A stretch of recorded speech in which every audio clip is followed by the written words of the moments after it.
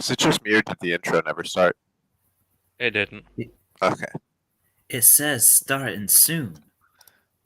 I was just That making means sure my brain didn't break. This That is happens the sometimes. intro. You have That's to because we're now gonna be sing- performing the song as a choir. Exactly. You ready?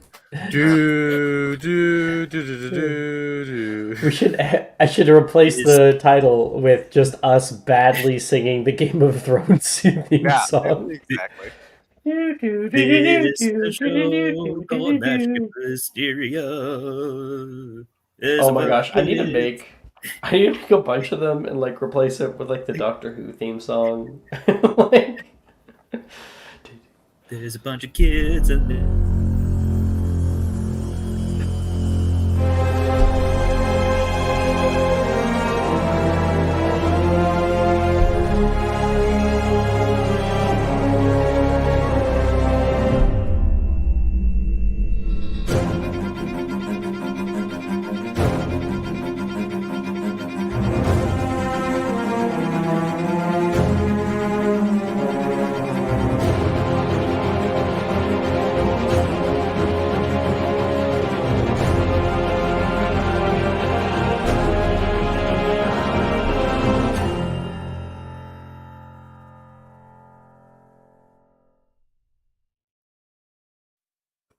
welcome.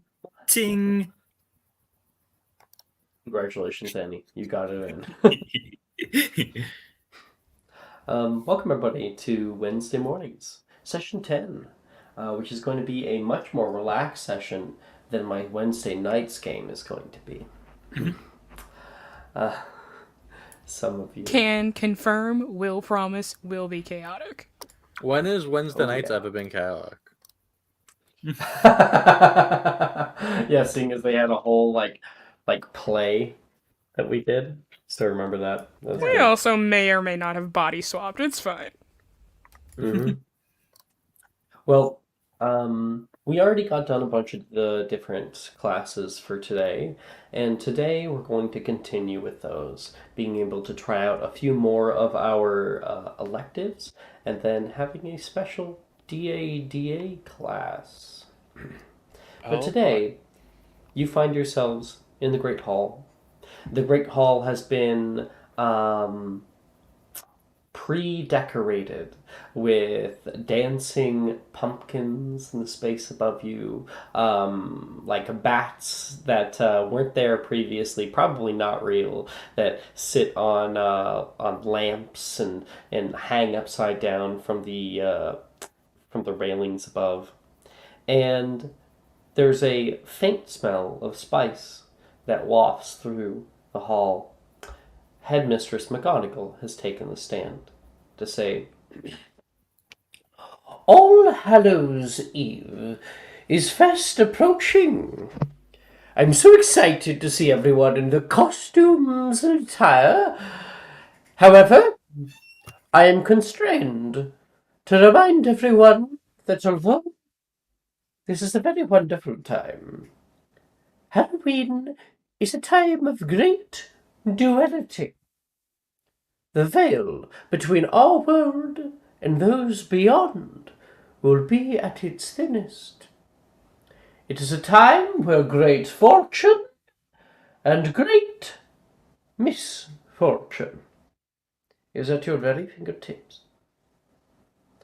All students, third year and beyond, have been invited by the Hogsmeade Community Council once again this year to attend the Hogsmeade All Hallows Eve Trick or Treat Walk. Should you wish to go, students are told that curfew will extend to 1 a.m., at which time all students must be back in their common rooms. Well, enjoy your weekends very soon. She puts her hand out, and a nice Halloween-esque meal, breakfast, will appear on all your plates. Eggs that have been poached into the shape of bats, and like toast that has ghosts, the faces of ghosts that have been toasted onto them and whatnot. A bagel that burps.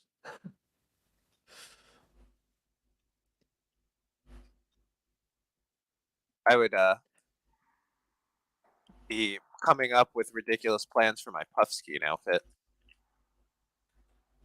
Like drawing like complicated schematics for literally a puffball. Saoirse says, kind of like is laughing at that as she sees it. I don't. Are you talking about it, or are you just drawing it? Currently, I'm just drawing I'm like furiously drawing up really overcomplicated schematics for what is essentially a like pillow wrapped around my body. You know, it doesn't have to be that complicated. I'm just going as Jenny. Jenny Weasley. The Holly had harpies? I stick my tongue out and I look and go, "Oh, well, maybe you'd like to go together, and I can go as Harry, and we could do like a duo thing." No. A completely Are they separate not thing. still- You should be Are the they not golden still snitch, married? she says. Are they not still married They are not married in this game. in this world? Oh, okay.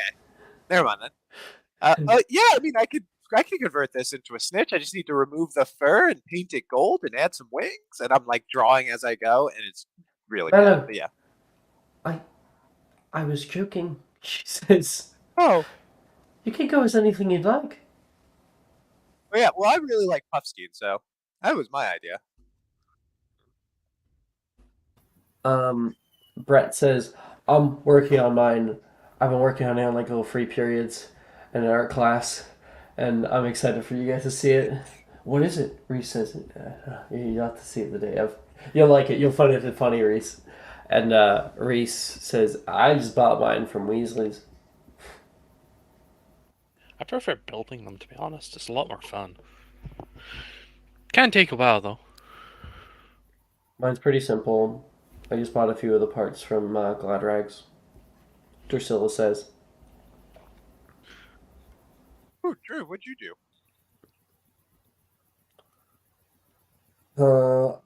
I'll give you a single hint. She's going to grab her robe and go like this. You're gonna be. Oh, wrong game. I was gonna say you're gonna be Rowan. You're gonna be a vampire. He's got it. I'm good at this. That's a little scary. Oh, I guess Halloween's supposed to be scary, right? Oh, yeah, I'm going as a Dementor, Reese says. Oh, that's horrifying. Yeah. Oh, the costume actually makes me float a little bit, too. As long as it doesn't suck my soul out, I think we'll be alright with that one. I can always try. Yeah, but then we'd have to kiss, and that'd be awkward. That is Did you have to not go there, what I was Bertrand? insinuating. That's how they suck souls out. God, did none of you read your textbooks? No, I really think Really you two rubbing should off kiss, on me. I can't Drusilla believe I said says. that.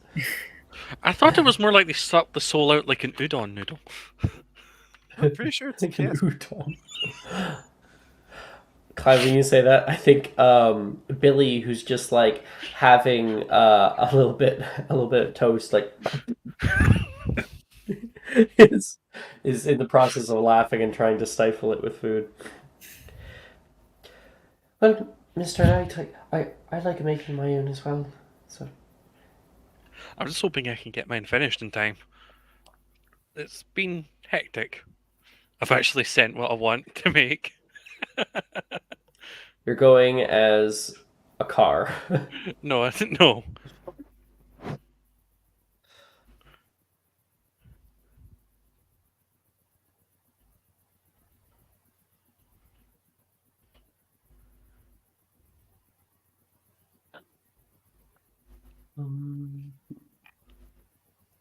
What about you, Willow?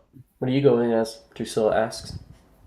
Oh, sorry. I said Willow. I meant to say Lilith. What about you, Lilith? What are you going as? I'm not sure yet. There's lots to decide on. No, sure yet.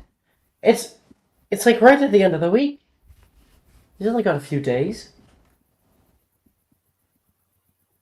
Well, I'm sure I'll come up with something. I don't really Reese will celebrate. turn. Oh, sorry. Continue. I don't really celebrate Halloween at home, so I'm actually kind of excited to dress up. Who doesn't celebrate Halloween? It's the best time of the year. I'd have to beg to differ, Janice says. Huh. You're going to Halloween, surely. Hell no, Janice says. What? Like Drusilla says, I thought you said that you were going. That you changed your mind. No, thanks.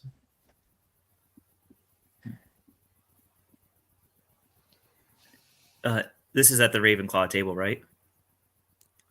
Mhm. Yeah.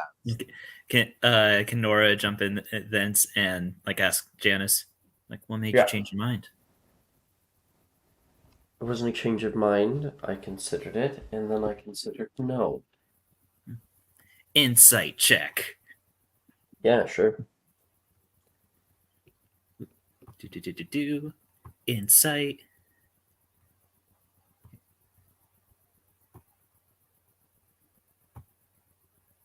$21. 21. She seems to have a very deep-seated dislike for the holiday. And it seems to not just be something frivolous.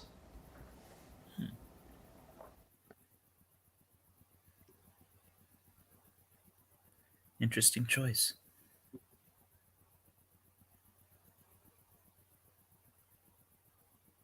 Are you going as something? Grace was always the one that picked the Halloween costumes. Have to talk with her. Oh, she'll probably just dress you up like her. That is Is Grace something going she as would something? suggest. She would find it. Recess. Oh, sorry. What? Is Grace going as something? Reese asks.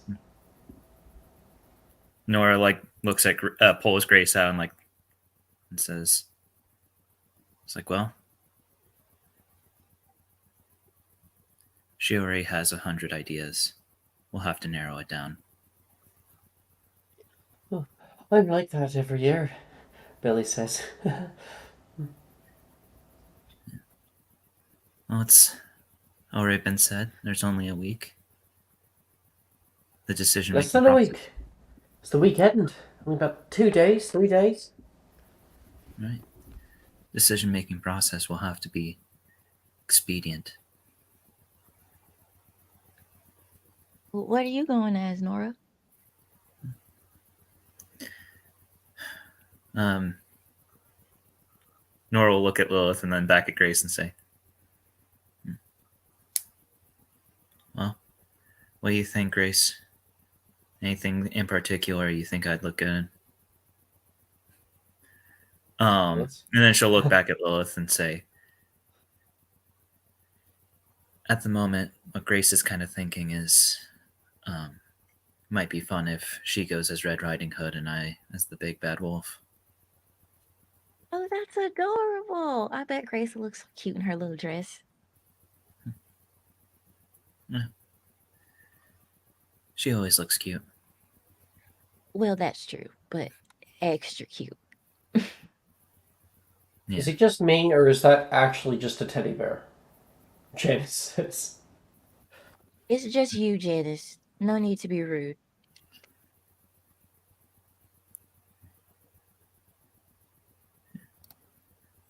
We all got our hang-ups. I've got mine, Janice, and you've got yours. Hang-ups? I don't have any hang-ups. You keep telling yourself that. Yeah. I'm with you, Juju. That's like the funniest character to say they don't have any hang-ups. Yeah. Janice would believe that, though. That's like Gwyn saying I have no hang-ups. There's nothing wrong with me. I'm completely normal. Completely normal. Everyone else is weird. Oh, it tickled me. Meanwhile, at the Slytherin table, Arnesia says, "My costume is going to be one of the best. I reassure you." Meanwhile, Gemma, what were you going as again this year? A pixie, she says. Oh, like with all like the blue. Yes, I already purchased the makeup. Well, I'm still waiting on mine to come in. It's coming in from New York, actually. Fancy. And what exactly are you going as again, Anicia? I guess you'll just have to wait and see. What is with everyone in these surprises and we have to wait until the day to tell people? Well, I can't ruin the show, she says. Oh boy. All I can say is you'll be blown away. Interesting. Alright. I guess he will make my... What are you going as, Taylor? Oh, sorry. Go ahead. No, Say your she's just like, I guess you'll make my first Halloween experience interesting then. You're first. Wait, no way. I don't celebrate. My father finds it frivolous, but since I'm here this year, why not?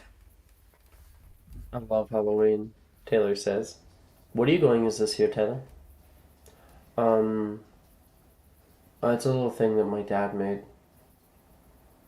I've used it about 3 years in a row now. What? You don't get a new one every year? Well, that'd be expensive, Taylor says. Levi will listen to this conversation and kind of go a little bit red and continue with his meal. Willow is staring at him. Levi. Like, he's eating. His eyes, like, can, like, slowly turn to you staring at him. Problem? Out with it? What are you going as? You guys probably wouldn't know it. So, it wouldn't mean anything to you. Maybe I won't. Doesn't mean I don't want to hear it. Okay, it's from, a Japanese animation. It's, Among Us Sailor Moon. A Japanese animation. You're going as a sailor? No, see, okay. So you're going as... Levi Wait. says, see, you're not gonna understand it. It's, Why is there a probably sailor won't on recognize the me. moon? There's multiple sailors. There's like Sailor Neptune, and Sailor Jupiter, and two of them are in a relationship. Actually, don't worry about it. I demand that you show me this Japanese animation sometime. I want to know why there are a bunch of sailors on planets.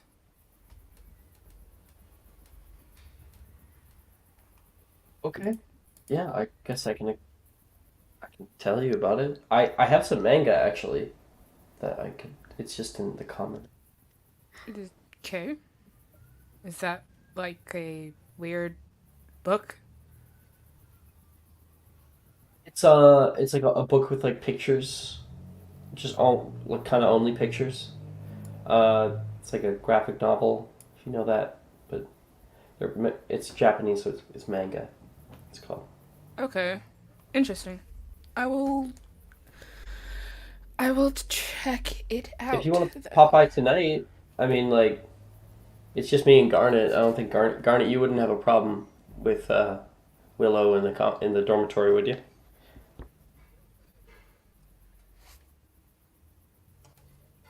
Isn't Garner a Hufflepuff? Oh shit! Every fucking time with the green background, it fucks me up.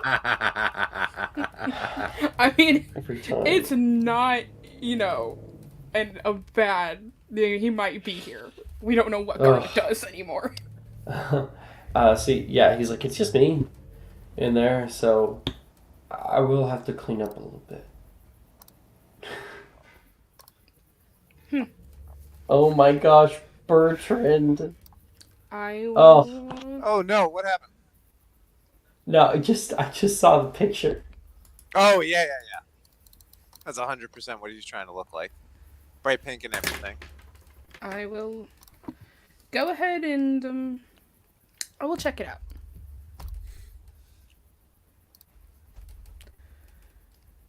Well, is anyone going to ask me what my costume is? No, Arnesia says with a smile. And you can see Gemma's gonna kind of chuckle. Stop it. What's your costume, Miss Slughorn? Well, Is thank it? Wait, no. you. Look, how about we all guess? I think it'll be a beaver.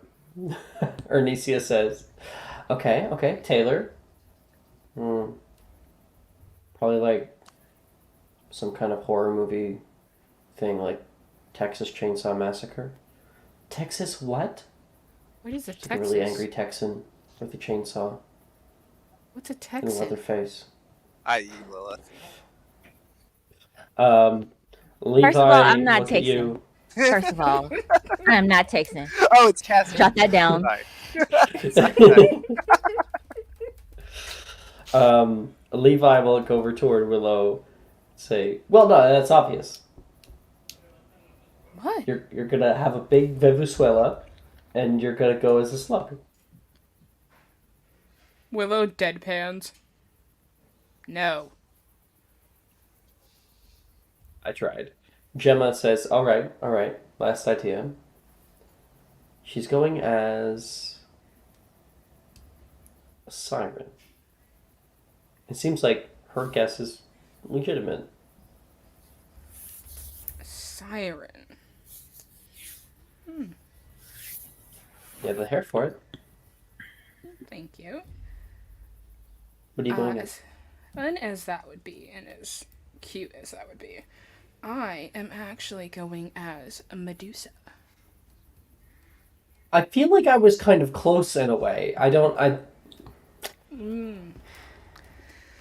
see. Medusa Half animal. turns half men that look at her to stone. She will look at Only Levi. men?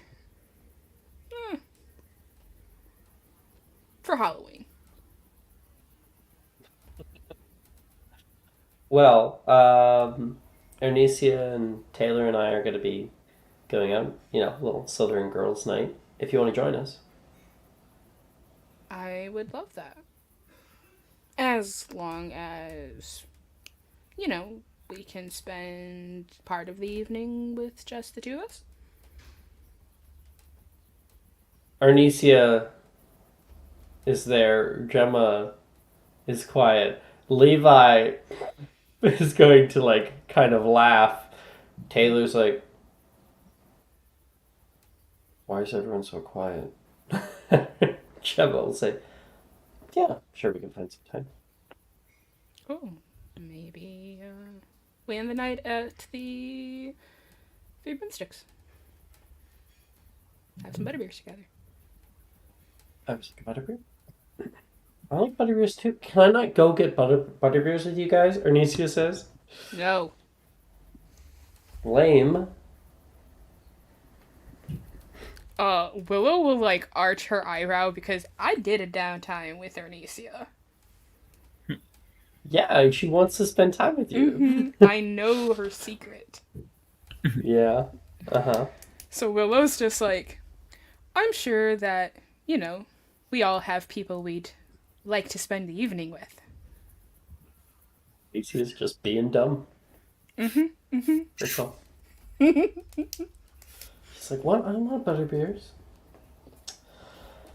And then we're gonna hop over to the Hufflepuff table, where Garnet, you are entrenched in a similar conversation. Come on, Morgan. No, I'm not telling anybody. No, because you laughed at me in the dragon costume. I didn't laugh. You and Rin laughed, and Rin is currently laughing. It was so big on you. It was like baggy. Like your wings couldn't even hold you up. And Morgan says, it's not the dragon costume. I'm not going as it. No, I'm not telling you. I'll tell you mine. And like half of the people already know yours, Will. Rin says, I'm going as a fairy. And that chaos continues on for a while.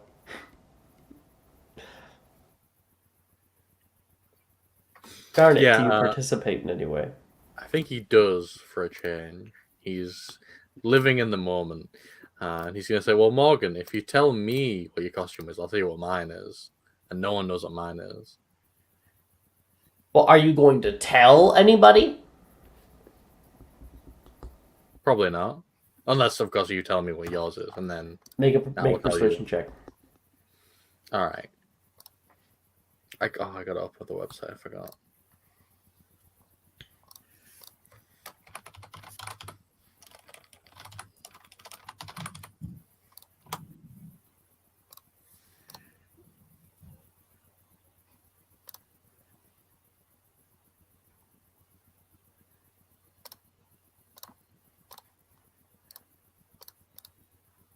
A 10. A 10. He's like, no. I'm adamant. I'm not telling anybody. Juniper says, I already know what it is. What? No. No, you don't. Try me. Put her finger forward. She comes over. She whispers something in his ear, and he goes, "Oh, you bitch!" And she says, "Stop storing your stuff in the girls' dormitory, then." And she's gonna go sit down. What is it? Like I'm telling you, Will. Juniper says.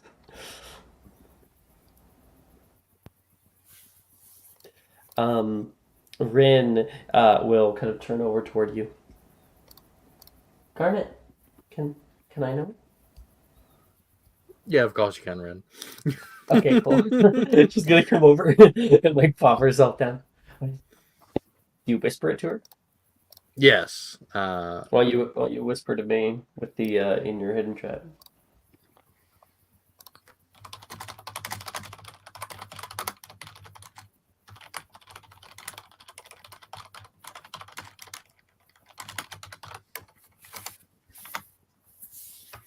There you go.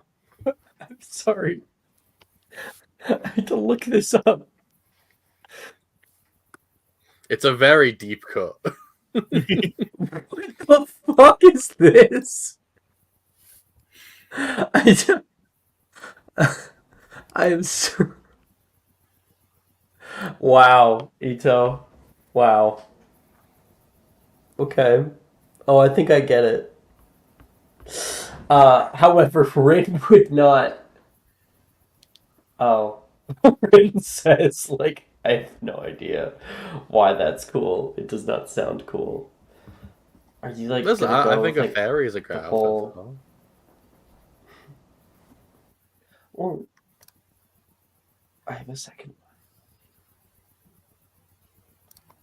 one. Do you hear me? Because she whispered. Sorry, I didn't hear you. Could you... She says, repeat? well, I have a second one. You know, if you ever want to change. She's gonna scare you away.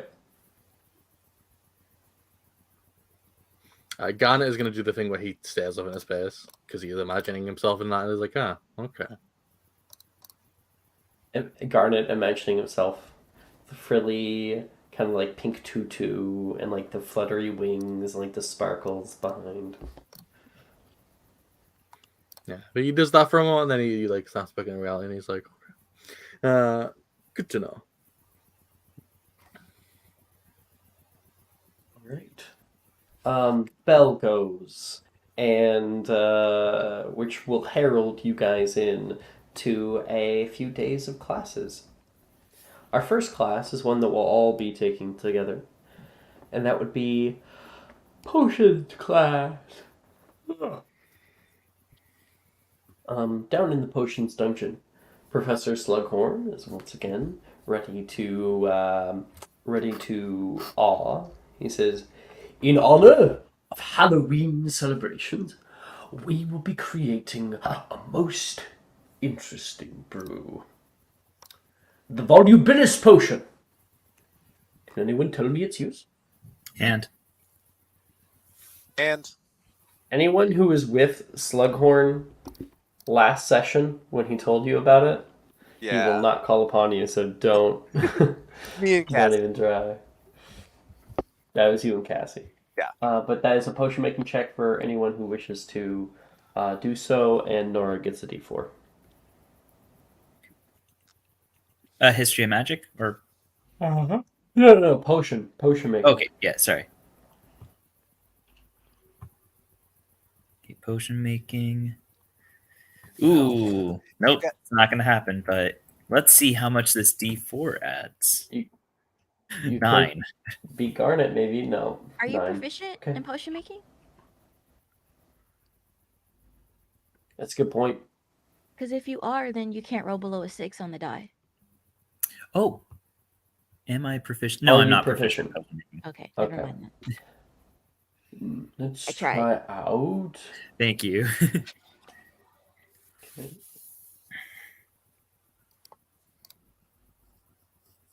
Sending the answer. How about Mr. Wright? How about you? I can't remember what you explained it as. By the way, I just sent it to you. Oh, it changed your voice. It changes your voice, sir. Sorry.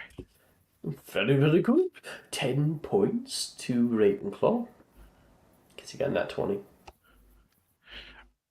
And now to roll And, nothing but ones. Indeed, it does. It changes one's voice. If you wish to sound like a ghost, or have the booming bass of a hill giant, the Volubilis potion is your friend. It even helps if you've awoken with a hoarse throat, he says. And he's going to grab one off of his desk, pop it open, give it a swig. He'll sound exactly like a horse. And a few people will laugh at that, and he'll chuckle back. Well, this potion is not for the faint of heart. You'll need to be most attentive today. So I want to see them completed before the end of class. All right? Go ahead. And everybody can make a potion making check. Woo!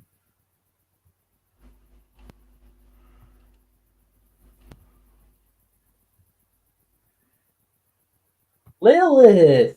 Oh, Give me the damn. O. Shit, dog. Okay. Woo! And also Hey. 5 points. Keeping up that O here. Okay, let's get it in order. Clyde. 18. Bertrand. 21. Nice. Lilith. Nat 20. Natural 20. Willow. 26. 26. Fuck yeah. Nora. 16. Or- Not bad. Garnet. 13. Alright. So,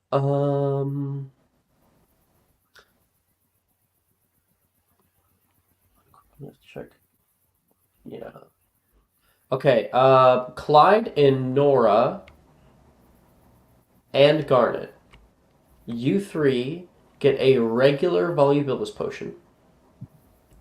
And it will be able to it's the antidote to certain things that affect your voice, but also you can use it to change your voice. I believe you get to change your voice for 1 hour. Ooh. As for Bertrand and Willow, you guys get a exceptional Volubilis potion, which will last for 4 hours.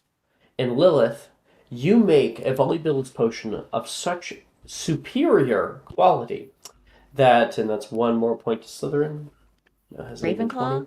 Oh, No, because Onyx is giving points. Oh. 21. I was about to I say, gave you another do this point to every Slytherin. session. No. I didn't mess up this time. I'm proud of you. Thank you. So, you make a potion of such superior quality that if you so chose to drink the whole thing, you can either have two. Basically, it has two charges. You can drink one, and it'll last for 4 hours, and then you can drink another one, and it'll last for another 4 hours. So, it could be a total of 8 hours. Or, you could drink the whole thing in one go and permanently change your voice. That's interesting. 2 hour charges? Or 4 hours? Like, Or 2 hours? So what 4 you're hours. so what you're saying is that Lilith here could permanently change someone else's voice. Oh no! Oh, that is I magnificent. don't like that. Maybe I should go back. It's too late. You already No. said it. No takesy backsies. Bertram's gonna be like, I will pay you for that. This squeak There's is a- annoying me. Like they would need another superior one of these potions to put their voice back, and you probably could get one. They'd probably have to order it, or Slughorn might have to make it, and that could take some time. If someone were to be permanently changed. Pour it in a Bertrand's drink. Bertram him would have, come like- out sounding like this. Hello, friends. I'm here to tell you how the weather is. He has the voice of like a radio Yeah. host, radio show host. Hello and welcome to 27.9. Today we're going to be searching for nargles in the forest. Bertrand's just like, I saw this guy on the internet, so that's who I choose my voice for. It's like, who'd you choose? It's like, hello, everybody. My name is Markiplier. Who wouldn't want to have Markiplier's voice? Okay. Here's the golden chords. Okay, that's it for potions. After potions class is all said and done, we split to care of magical creatures class. I have to quickly remind myself what happens opposite this. I think it is Muggle Studies. Yeah. Yeah. So, who is not taking care of magical creatures class? Bertrand. Lilith. Okay. Lilith. Yeah, Nora. I can't believe Cassie's not here for the first Care of Magical Creatures. Super sad. Okay. Question: does Gemma or Yeah. Janice take magical creatures? I think Gemma might. Oh, I have to quickly pull up the class lists. I'm trying to make sure my number of classes stays on par with theirs. So Gemma and Janice? yeah. So Janice definitely does not. Mhm. And then Gemma, there she is. It does not either. Bet. Okay, cool. So I'm not taking this class. They are both taking Muggle studies. They are both so gonna fail that. Gemma's taking Muggle studies? Oh, that. Who convinced her She of that? sure is. Gemma in Muggle Studies is hilarious, which is why everyone should do Muggle Studies, because she doesn't know anything about Muggles, so she just ends up saying the most insane thing every class. I'm excited for that.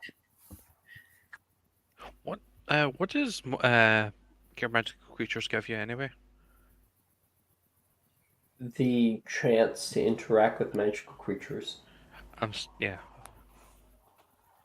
I could have sworn, Maya, you said you were going to take it to Cassie as well last session. No, I said I was gonna take it to the professor, and the Willow was not telling the truth. That's what you're remembering. Yeah, she told Hagrid she would take it. Oh yeah, totally. And then, yeah. No. I have the modifier for it, but I ain't gonna. No, I have. What is the modifier anyway? Elemental creatures. Oh. Wisdom. Wisdom-based check. Okay, for Magical Creatures class, you all take the long walk down to the groundskeeper's hut, where Professor Hagrid is waiting with some odd projectile weapon of some sort over his shoulder. I'm excited to see so many budding beast keepers in my class. There's a few I wish were here too, but no bother. No bother, he says with a quick frown. And this class will be covering beast classification and care. Every beastie is different, so don't expect the same solution to work on a different one. Magical beasties are some of the most misunderstood bunch on this good earth, which is why the previous headmaster decided it was best that it be taught at Hogwarts. Sir, Levi speaks up. Yes, Mr. Levi? Why do you have a gun? What? Oh, no, this here don't shoot no bullets. It's just a net launcher for the temporary holding of the Nuricole. They're terribly hard to catch, you see, which is what we're going to be doing today. Everyone get out your books, head to the section marked with the letter D. And I'd like everyone in this class to make a magical creatures check. Oh boy. Wait, it's only just me. I'm in this class. It's Clyde and Willow. Oh no, Willow's not here either. I'm And it's Clyde and Garnet. And Cassie. I'm gonna use Menspel. Screw it. Nope. Alex, I forgot. Are you allowed to join a class the next semester? You just can't drop it? No, you are not allowed to join the class. Bet. That's next what semester. I thought. Okay. You're locked in for the year. Can I get the Hufflepuff ability? From course Cassie, you she would give can. it to No, you. Roll a from d4. Garnet. I'll get Or Garnet. Yeah. I always screw this up. One. Okay.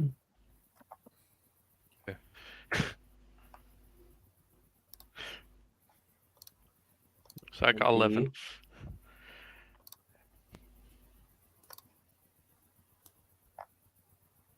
Sorry, I was just flipping through my book here, and I passed Chupacabra.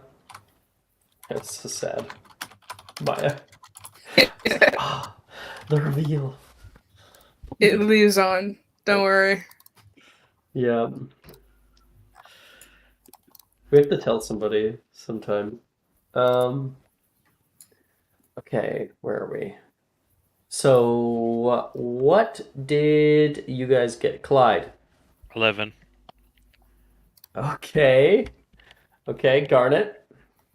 I got a 17. Hey, okay. So, Garnet, you pull out your Monster Book of Monsters.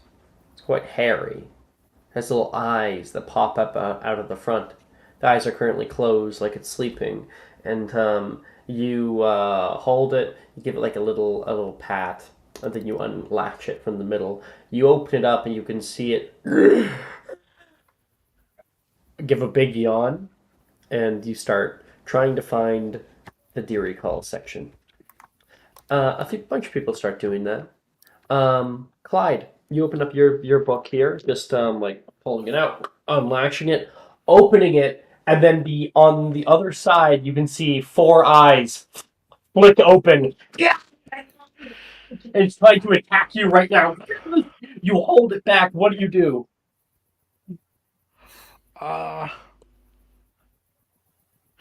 When Guardian Leviosa, I wanted to put it up in the air. And it will fly up, and it's still just like holding there for a little while.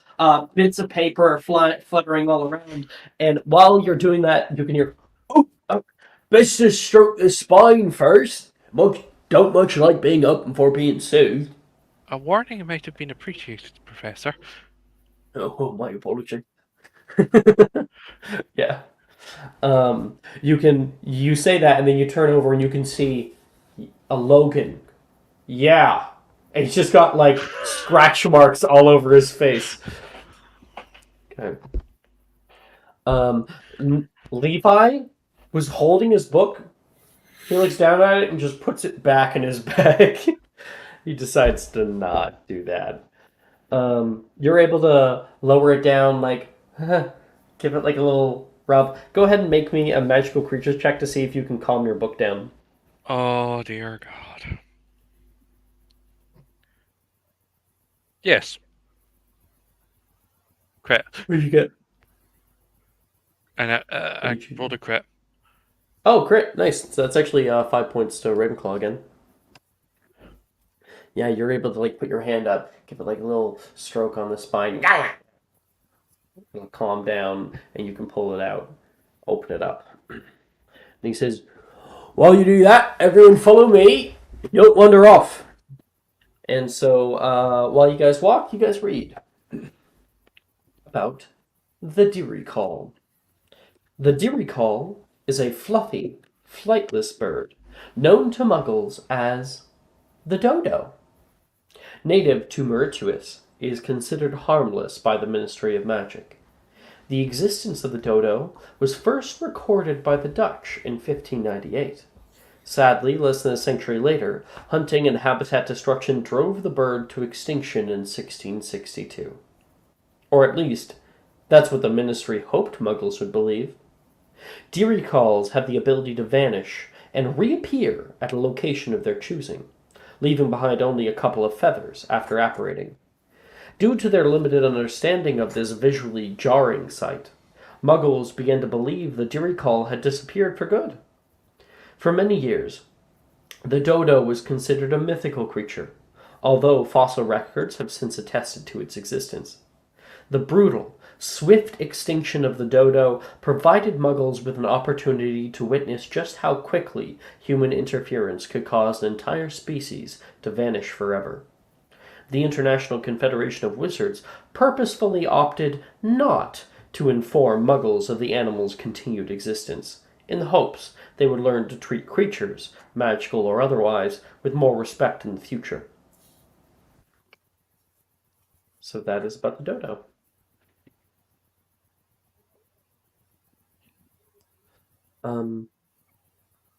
Hagrid leads the class into the Forbidden Forest.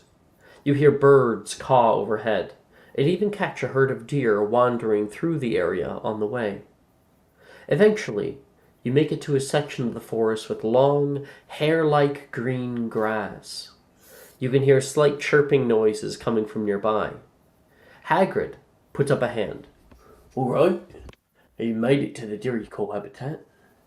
We need to capture as many as we can for their monthly checkup, so be very, very quiet. They spook easily, but this is for their own health.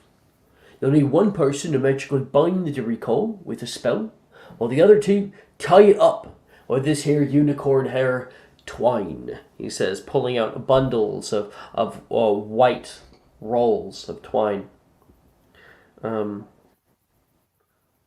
If you're not quick enough, the Deary Call will be gone in the blink of an eye.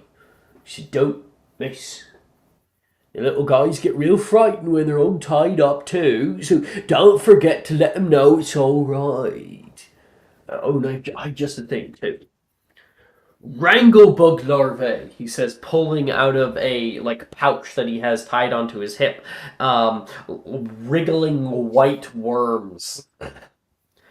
Little larvae. "I love this stuff," he says, trying to hand out scoops of white larvae to the dismay of some of class. Levi is like, oh, no, take it. Wilfred's like, "Oh, gross," and he takes it from him.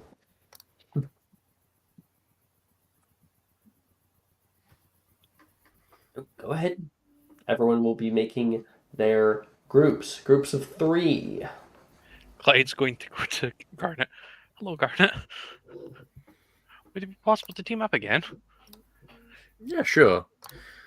I think Garnet, he's just kind of staring at the ooze, and he's like, "Huh, interesting."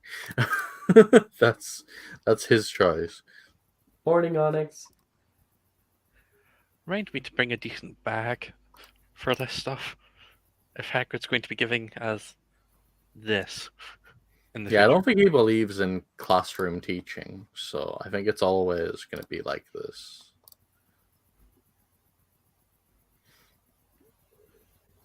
We probably need a third person though to help hold down the Drugal. Is Levi with anyone? Levi is with Wilfred right now. Foiled again. Wilfred, Juniper, and Levi are in a group right now.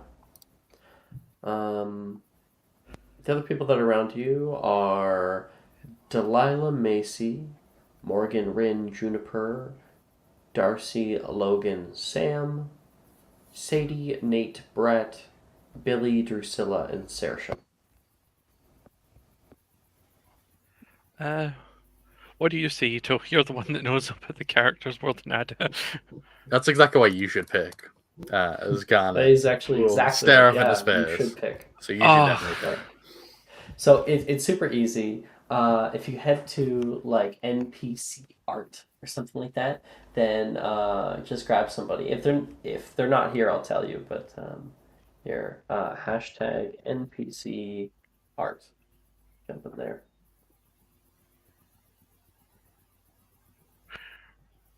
Scroll I'm gonna all the way up to the very, very top.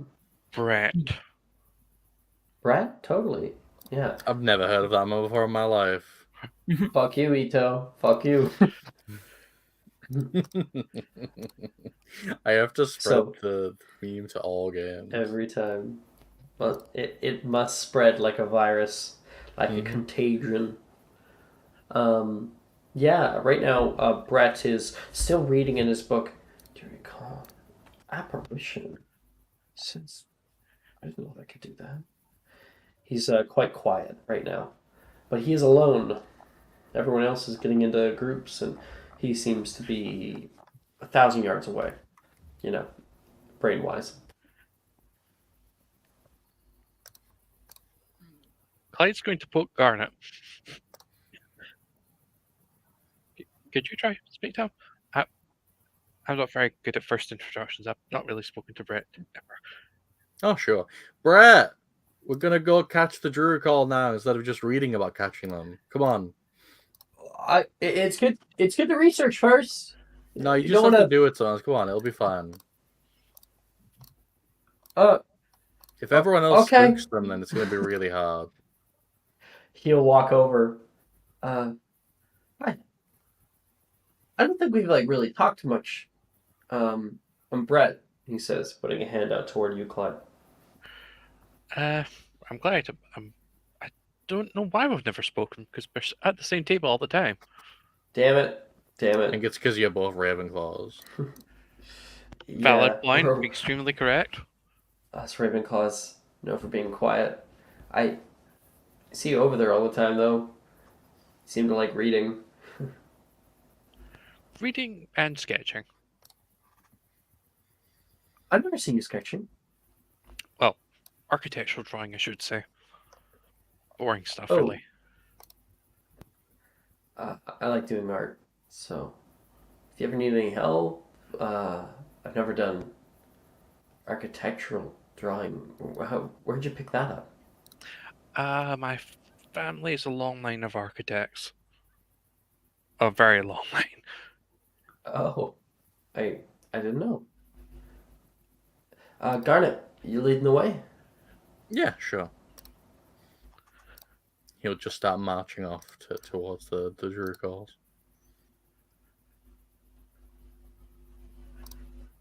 Okay, so in front of you is the Duricol habitat. These tall trees surround a sort of hilled clearing. There are two hills in front of you. They just kind of roll through this space. It's like tiny little hills. And there is tall hair-like grass that flows with the bit of wind that makes its way down here through the trees.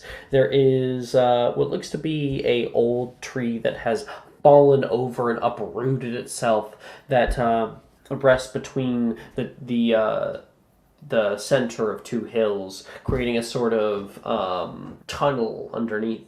There's a gentle slope that you could probably walk up on the right-hand side toward the top of the hill. And then on the left, you can see a large stone sitting on the top of the left-hand hill, and erosion has made it into this tiny little sort of 7-foot cliff that you could probably climb up as well. So it's 3 ways: cliff, tunnel, or slope with tall grass.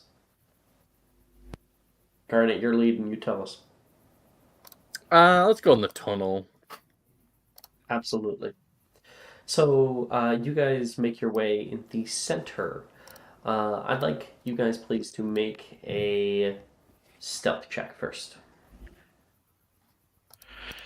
Oh boy, we all know how this goes. Brett didn't go well. Got a 6.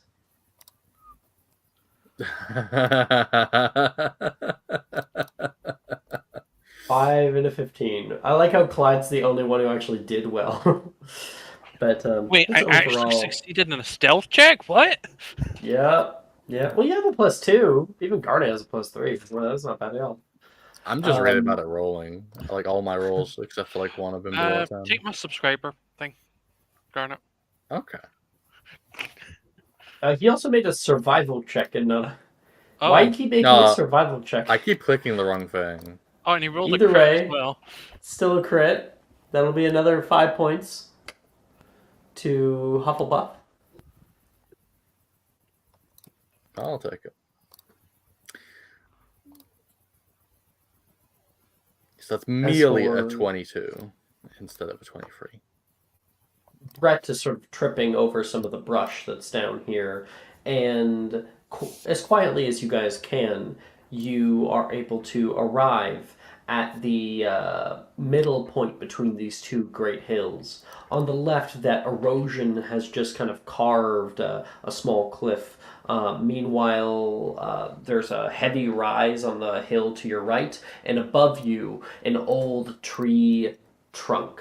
It's been here for long enough that the boughs of the tree have all died, been broken off, and you can see evidence of like termites that have started to carve into its length. And I would like the two of you guys to make me either a survival check or a perception check.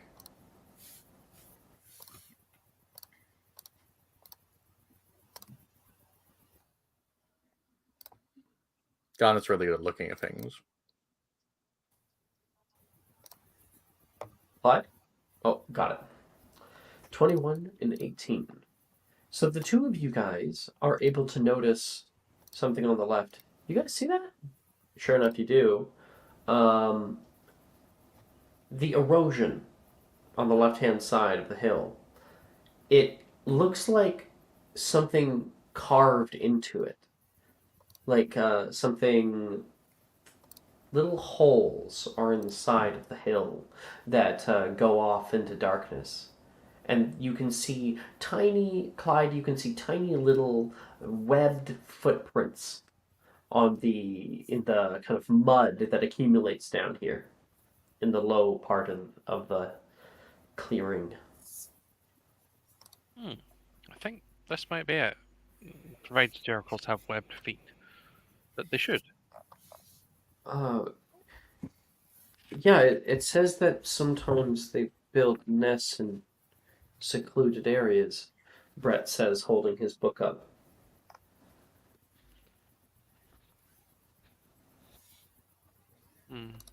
Should we try place down the bait and lure it out? Yeah, we definitely Either that shouldn't or- go in. Garnet, go you're in small with- enough. Yeah, he's gonna do a double take and go, I'm not that small. Plus, you never want to back an animal into a corner. It's a really bad idea. I would say we needed to have someone cast a spell to trap it and then other people to tie it up. I've got the twine. Did anybody grab the larva? I grabbed the I got it. larva. Both of you guys have a little bit? Okay. Mm-hmm. Cool. So if we have double the amount, then we can use it to lure them, yeah. That is a Odd good question. idea, Clyde. Odd question. How loud is Defodio? As loud as a shovel. Damn it. I was hoping to make a flat platform. Just kind of like a flat platform for it to go on top of. And then epoximize.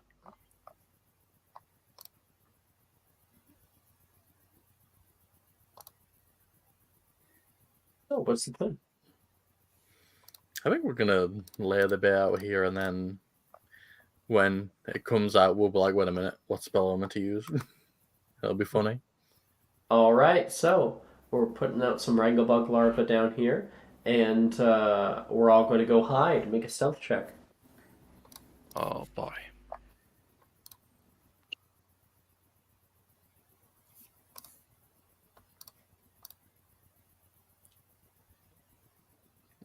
So, all three of you guys will kind of nestle down in a more secluded area where there is an old fallen branch. You guys get behind it and wait. You wait and wait, and eventually you start seeing something peeking out of the hole nearby. There's kind of a sniff, sniff, sniff, sniff. A beak pushes out of the hole, and then a head. And I will get a picture for you.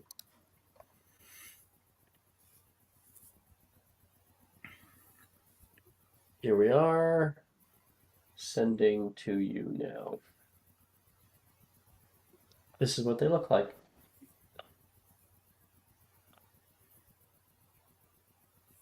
They're somewhat pearlescent. They have a sort of blue feathers that look purple in different lights, and these tiny little beaded eyes that they like cock their head to the sides here and there as they turn their head to look around. It will sniff down and scarf up the nearest wranglebug larva, and it takes one step forward, and then Garnet, what do you say looking at this beautiful creature? Fluffy. The moment Garnet says that, it will look up with like one eye pointed out toward all of you. How far away is it? It is 20 feet away. Quicken spell Duro.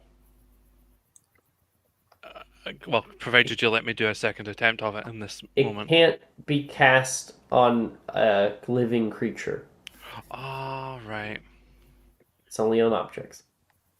Then it won't be Illis. So it Right, flicks its head to the side. Brett says, "Sauce!" And then it will.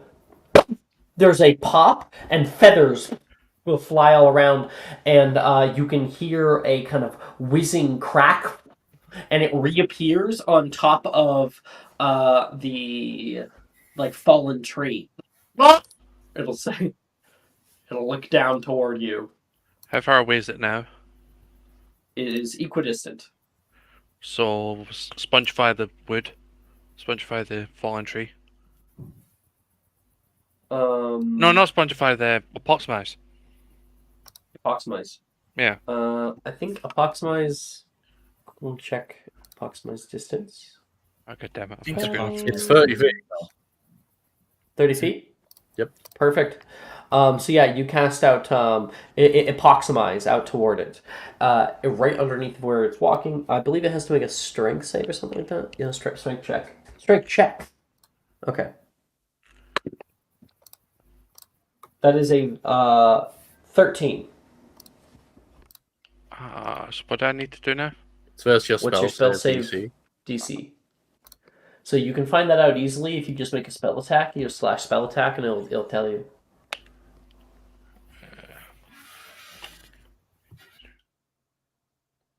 So, slash spell. Just type in slash spell attack. That's correct. So your spell save DC, it says right there, is 13. So it meets it, beats it. Its webbed feet kind of get stuck in it a little bit, it will pop away and reappear elsewhere, and then it'll go. And as it's screaming, Brett's like trying to get up, trying to get ready to hit it too, and you can hear crack, crack, crack, crack, crack, crack, crack as a bunch of Deary Call apparate into the space. You guys are in the lowest part. They all apparate above you. They have the high ground. They all are looking down toward you, and then you can see the one that you were casting Apoximize on looks down toward you, Clyde, with like just fucking fire in its eyes. It's going to scream, and all of them are going to flutter down toward you, kicking with their little legs. And Second, I'd like to overcast Aguamenti to fire hose them. That's gonna make them all operate. It's gonna be really funny. yeah, oh yeah. I'll quickly make a dex save. They actually made the dex. I don't know, it's a con save. Either way, I rolled high on the die. They made the save for not getting pushed back if you like upcast it. There is a blast of water. Brett is like, this was not the plan, and Brett's going to cast out like Immobulus nearby.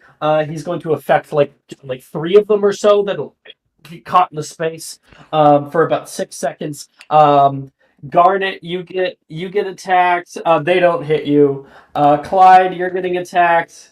They also don't hit you. And they don't hit Brett either. We cut to all 3 of you guys running back through the tall grass and getting chased after by about half a dozen Deary Calls behind you. That are like running, jumping, flapping, and they are appearing and reappearing even closer toward you guys, like flapping you with their wings and whatnot. Garnet is just trying not to double over laughing as he's running away. He finds it really funny. Garnet. My friends insisted to me taking this class. All right. And that will set your grade. Yes, P or an F. Oh, P or T. E, and for Garnet an A, because it's what you guys got for your opening your books to read, and then you did not succeed today, but you certainly have a story to tell. I do a creature class. It's never boring. Nope. Okay. After that, or at the same time, we have Muggle Studies. Is there anyone in Muggle Studies? Here. Yep, I'm in Muggle Studies. Okay. Willow? Willow? Are you... No. So you're not going to Okay. the class Gemma's in? No. As much as Willow is very much in love with Gemma, it is not enough to take Muggle Studies. Bertrand, what about you? Was I muted? Oh, I think I was. Sorry. Yes, I am taking Muggle Studies. Okay, Lilith.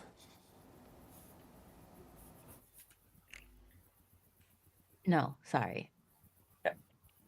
So that means that Willow and Lilith get a free period. So consider that while we do Muggle Studies. Well, actually, I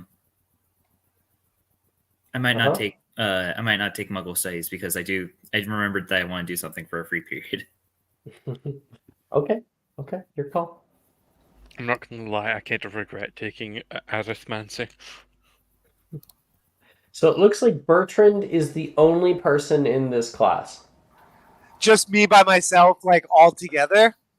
No, there's other people, just Oh. of the players. However, it is pretty fucking sparse. In the class, there is Gemma, Taylor, and Ernesia, Nolan, Sally, and Janice. I would sit with Nolan out of all of those because the Slytherins still scare me, and I don't really know the Gryffindors. The Muggle Studies classroom, Bertrand, is set up on the ground floor of the Oxford building. A small room with singular desks are set up in traditional fashion toward the back of class, where beside the teacher's desk, a doorway leads off into an unknown room. It says, Showcase. The kind, blonde-haired professor sits on his desk, facing the class. Professor Milne begins his lesson. Muggle Studies.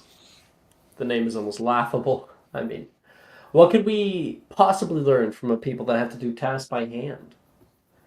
Our two worlds have been separated for so long. What does everyone know about Muggles? What are they like? He says as he twirls a wavy, organic-looking hewn wand in his hands. A few people start to put up their hands. Yeah, I would as well. Okay. Uh, quick. I have a quick question for you. In hidden.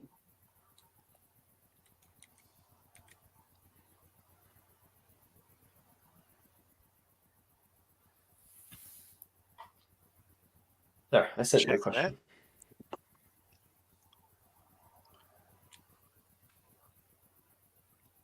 Perfect.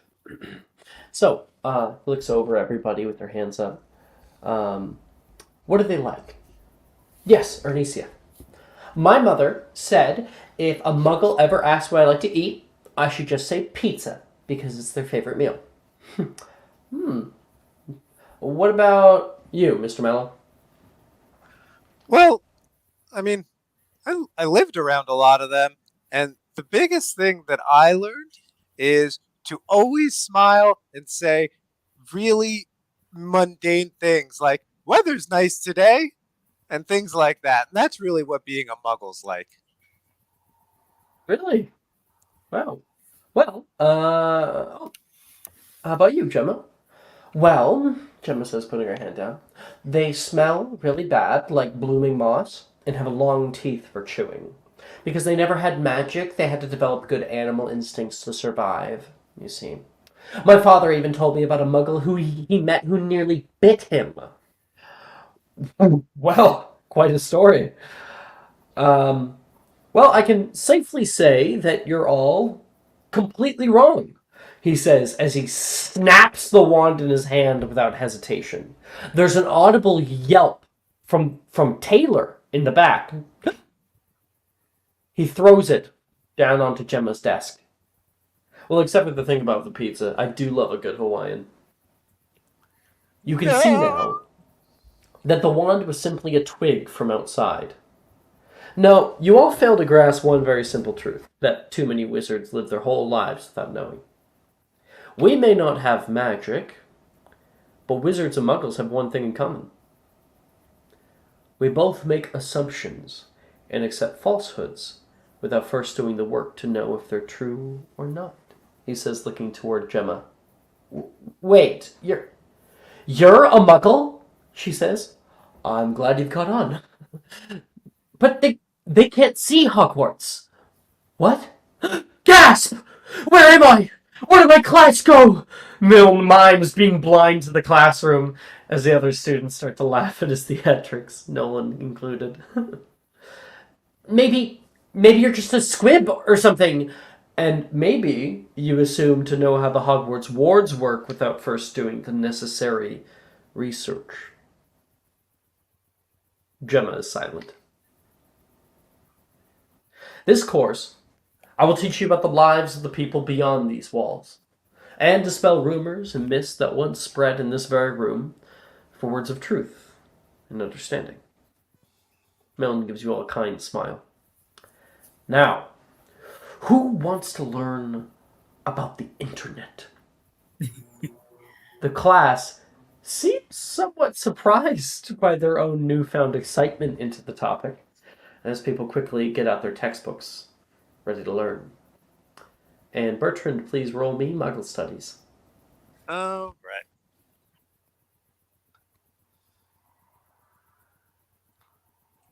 I got. Oh, and by the way, I'm not sure how relevant it is, but I am a half blood. So, like, my mom's a muggle. So I know a little bit.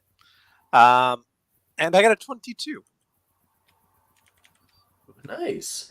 So, are you proficient? I am not.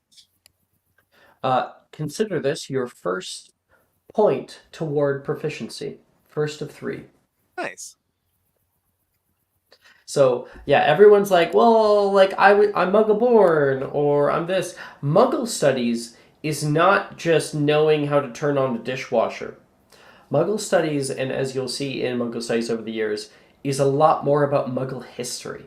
It's a lot more like social studies. It's a lot more about knowing, like, I will say it like this: a Muggle would not necessarily be proficient in Muggle studies.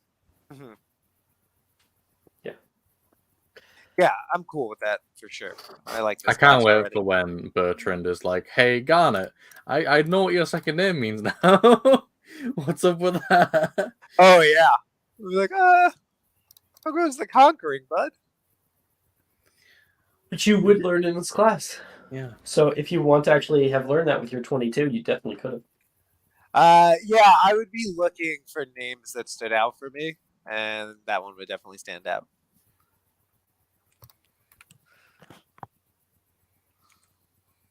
How tall is Garnet, by the way? Are you short?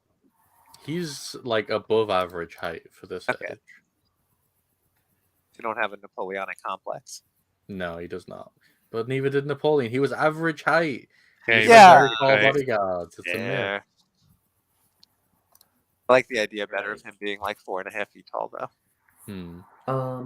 Let's get arithmancy out of the way, and then we'll do the free periods. Okay. Mm-hmm. Ooh, mommy. So, who is in arithmancy? I believe Lilith. that's the one hiding in Me. here. Me. All the intelligence casters are like, yes. So Bertrand, You don't have no. to be I intelligent. don't No, know Bertrand, yes. Cassie. Bertrand, yes. Bertrand, yes. Okay. Nora.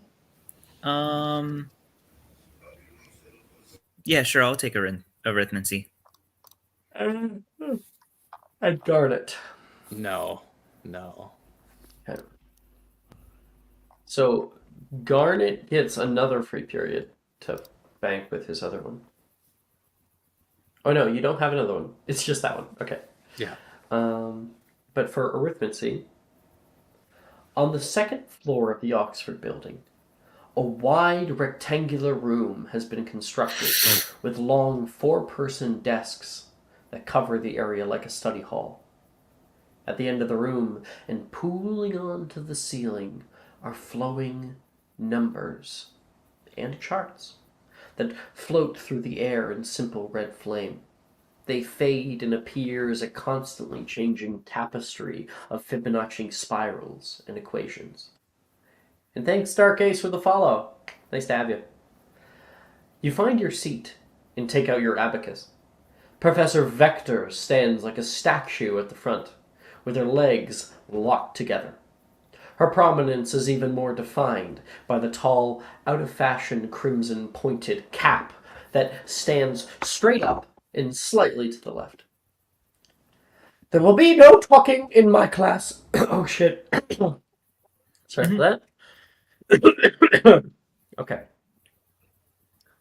Morning/evening, currently midnight where I am. Wow. Must be far away.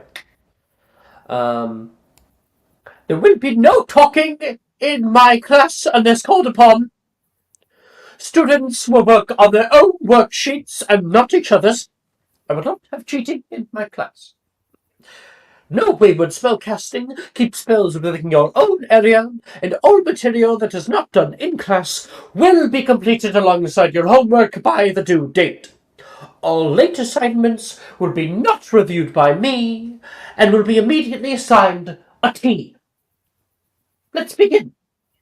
Macy raises her hand, and Vector acts like she can't see her as she begins to explain the branches of numerological determination and arithmetic magics as alternative casting styles for divination and other schools of magic, respectively. Slytherin cheat no matter what. True enough. And that is a point to Slytherin from Dark Ace. Boom. I mean, Slytherin's gonna need everything they can get to beat Ravenclaw this year. Jeez. I am vastly outnumbered. Okay, Wait, I am Yeah. vastly outnumbered. was it last? We've was got- it last week Ancient Runes? Was that the last week Yeah. then? Oh, Sure was. You were there. Yeah, can I not do Arithmancy? No, you can do Arithmancy too.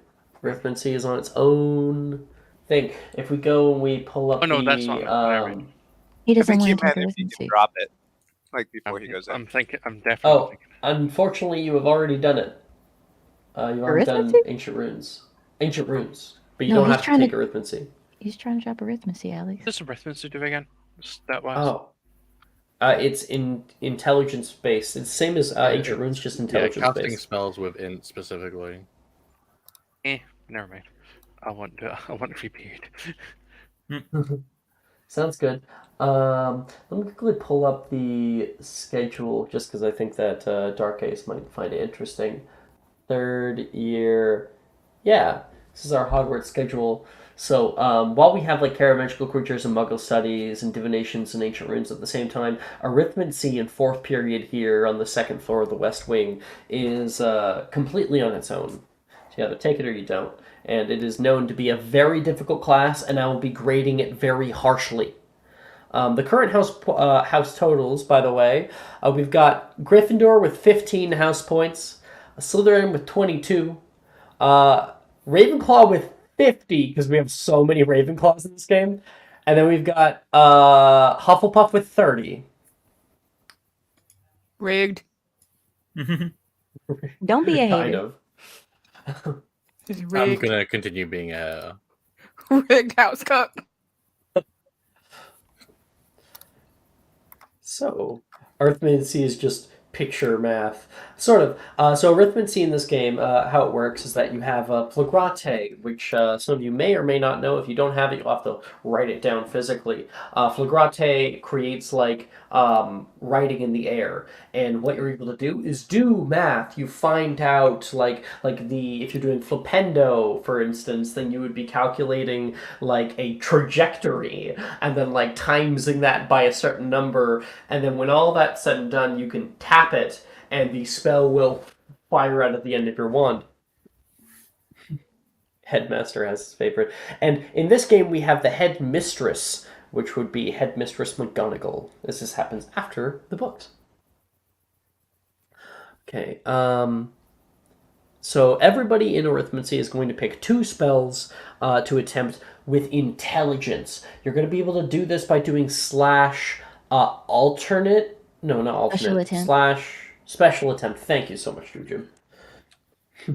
And now I wish I was player. We have seats available, not in this game, but there is a what's our new game? Monday night, I think. Yeah, Monday night still has people signing up. You can find the link in my bio if you want, or I can send it to you as well. With Flagrate, if we have an attempt but not locked in, can we do an attempt real quick to see if I can skywrite during class, or yeah, whatever, sure. see if I can get that locked in, just for the funsies. Adding this to my Magic and Mysterium speedrun sheet, which is make sure you only attempt Flagrate during Arithmancy for maximum efficiency. Don't worry, I failed it anyway. So I guess I'm writing this class. Yep. All right, 2 spells, and then we got a special attempt. 2 right? spells. I have my spells, Alex. Is it any that we have locked in, or any that we No, know? it's anything. Anything. Any spells that are available to you. So even ones you haven't tried before, as long as they're in the spell list. Lilith, go ahead. This is arithmancy, false casting, and then my second one be. You already roll it? Yeah, I got a 25 for Vigilatus. Vigilatus. Is that available? Third year? Yeah, that's what it says. Third year. Cool. Well, Vigilatus, yeah, you can kind of write a small string of numbers. Do you have Flagrate? I do have Flagrate. cool. So you're able to like write them in like a little ring around you. And finally, when you finish it off with the finishing of the equation with x, you tap it down. You can see a blue 20-foot like circle flash. And then go invisible. And anyone who enters that range for you will send off little warning bells in your head. Nice. As for Lumos Maxima is interesting. Essentially, you will be calculating the lumen of your wand. Not only that, but you're going to be adding a departure vector into the actual equation. And when you send that off, there's a white light that will appear at the end of your wand, and then the spell will kind of peter out because you don't yet have these spell slots for it. But it's researched. I got 25 and a 27. 25 and 27. That's an O. That's another O. All you have is O's and E's, Lilith. So, You've got 4 E's. And all the rest of them are O's. so real quick, because I'm a little bit confused. Sure. What's the benefit of this spell? So like the 2 spells, let's say I get from this, by casting them with intelligence instead, like most of the spells already use. Like, is there like what is it? None of the spells use intelligence other than healing spells. Oh, you're talking. So for the attempt, right? Is that what we're talking about? It uses intelligence. For like. Yeah, for the Gotcha. attempt, it uses intelligence. Gotcha. Okay. Cool. Yeah. So you want to do / special attempt, and then space put your little what spell you want, and you want to go, when it asks you what class, in the drop-down menu that shows up, you want to put arithmancy. And not only that, you get a little benefit as well for any spells you cast in this class. You're able to cast them subtly, even if you don't have the subtle meta magic, by adding a minute onto the casting time. Okay. I know which 2 I'm going to do. Currently planning and running my first in-person game next Friday. That is so exciting. Great place to learn how other people DM. I would say, how many people do you have showing up?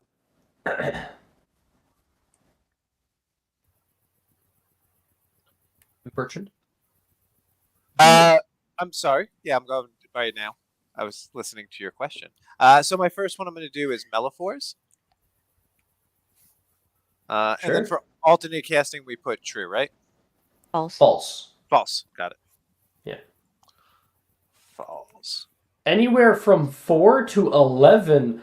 11 is a lot. That's a lot. I will warn you. But I'm sure it'll be fun. I'd say, especially when you start getting into the higher numbers, one of the biggest things that's important is managing the spotlight for your players. Try to have try to help your players to find times to come out of their shell and be able to do that. You'll never be perfect, but it's the attempt that matters. 24, Bertrand. Yeah, you use your pen and paper. You write down and work on conjuration. How is it? Like algebra for conjuration. X is going to create in this area, and you are able to conjure on your desk a small pumpkin. Cool. Nice. After that, Yep, and then I got a 16 on oh, Sagittarius. and also when you do that, the paper that you wrote all that down on will burn away, so the numbers will glow brightly. Cool. And the same thing happens with Sagittarius. Sagittarius, you're able to send off arrows, like shooting up and then straight back down, embedding themselves into your desk. That is an E for you, Bertrand. I'll take it. I have mine. Miss Willow. Yeah. Okay. So I'm trying to make Vector my best friend. Because Willow is in awe of her command of this classroom. So I'm gonna try some spells that are kind of easy Even Okay. Bertrand just for my quiet in here. own sake. So the first one I'm gonna try is Reparo. Let's see. I think I did this correctly. So bet that is a 26. 26 for Reparo. Yeah. You can see your desk holds some like carvings that old students have been able to carve into the wood, and you're able to set that all right in back. Heck yeah. And then for my other one, I would Worried about this like. class where you have a plus 10. Yeah, that's why I'm like, I'm trying to make Vector love me. It's fine. Love me, love me, love me, love me. And then for my other one, I'm going to attempt Ingorgio. Spell it correctly. Ingorgio. Okay. And false. 13. Okay. Can I So- double check notes that I don't like that? Technically, no, because it's only when you fail to cast a spell, and you I'm did fine. not fail. I'm gonna cry. You just have to do some studying or something. I don't know. I don't You think got my all modifier O's and read 4 it A's. correctly, by the way. I don't know if that rolled weird, but I feel like it should be higher. You did Millifors and Sagittario, so it's supposed to be your Transfiguration modifier plus your Intelligence modifier. Right, so it should be plus Okay. 10, but I have to reduce my, because you told me last time that I have it too high, so I have to reduce it. But at least then, even if it was a plus 5 to transfig and plus 3, it should be plus 8. Okay, Right. I would just check your sheet, because it should just be going off of what's on your sheet. That's what I see. So I have currently, I mean, I have to reset it, but I have a plus 7 to transfig, which I got to reduce to plus 5, and then I have plus Yeah. 3 to intelligence. But when I roll it, I'm only getting a plus 7. So even with Very how it odd. should be currently, it should be plus 10. The special attempt has been really funky. Like it It does has. like weird things, so I wouldn't be too worried about it. Just Yeah, make sure that so it's your what it monitor would is- just be one Well, more. here's essentially. another thing. What did you click when it came to the classes? Because I see when Lilith does it, it says with arithmancy, and yours doesn't say that. Thought I did. That's a good point, though. Yeah. So let me. I'm gonna try one real Might quick. have I'll been a fix user my error. sheet just to make sure. I'll fix my sheet though if it doesn't. So because I did like this mellow, and then special class arithmancy. Dark Ace has heckled me to give Mallow inspiration just because Mallow is close to Yeah. Sallow. It still only gives a plus 7, and it doesn't show the with arithmancy. And I definitely put it in that second column. I don't know. It's just being weird, I guess. I won't hold up any more time though. Just essentially mine get a plus 1, which I don't think will affect my grade. Yeah, we'll have to check. Yeah, it wouldn't affect anything Yep. anyway. Okay. Willow, in your attempt to make Vector love you, you get your homework back, like with a big smile on your face, and she's got those pruned lips. If you want 'em. A. Thank you. Willow immediately face plants into the desk. Oh, wait, did I miss a subscriber to save your grade? Because I'm absolutely using my subscriber to save your grade if I can. Oh! No, I. Okay. Can I? Willow.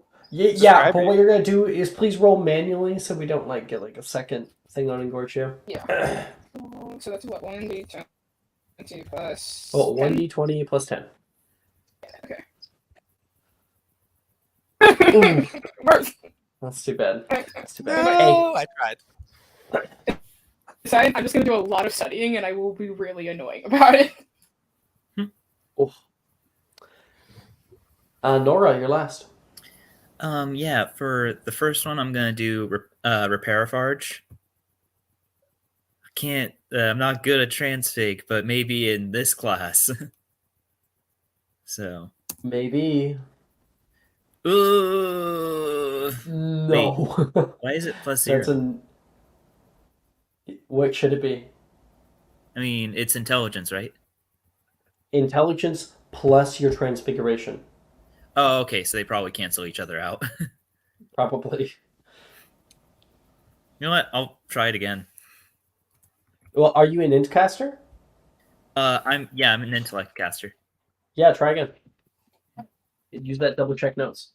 Yeah. Wait. Just making sure I spell it right. Let's Oh, see. Onyx gave a point to Hufflepuff. Finally, the Hufflepuff fight back is on. 8. Okay. What's your second spell? Third try.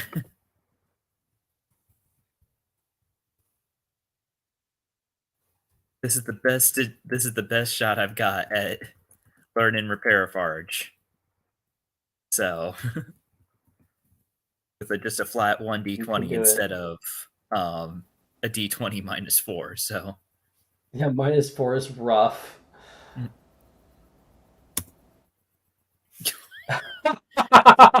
fuck. It's a 9, an 8, and a 9. So Nora, you get a D because you did not complete anything in class.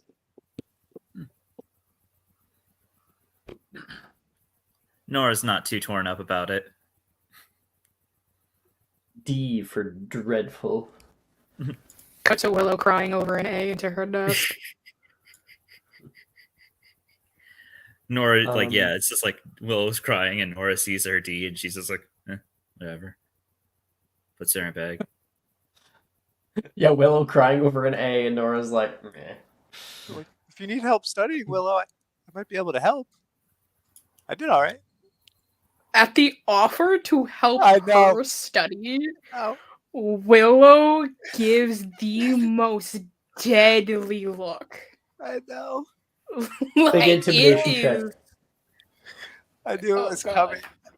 But Bertrand couldn't help I don't himself. even have good intimidation. I have +0 to that. I guess we'll see. Let's see if I pick up. 15's pretty good. Oh, yeah. Oh, never mind. Sorry. If you need help, just let me know. Bye. All right. Fire. I feel like I got stabbed with her eyes. Reese will look over, open his mouth to say something, and then shut it. I guess you really do belong in Ravenclaw, Reese. As Lilith looks down at his work and it says, outstanding. Yeah, she said, I guess you do belong in Ravenclaw. I know. But that I'm saying I'm giving context as to why you would say that. You can see his grade. It's an O. Mm. And To make Willow feel even worse. You can She see him was kind saying of that- blush. He's very proud of himself. No, she was saying that because he didn't say he was smart enough to not say anything. Oh!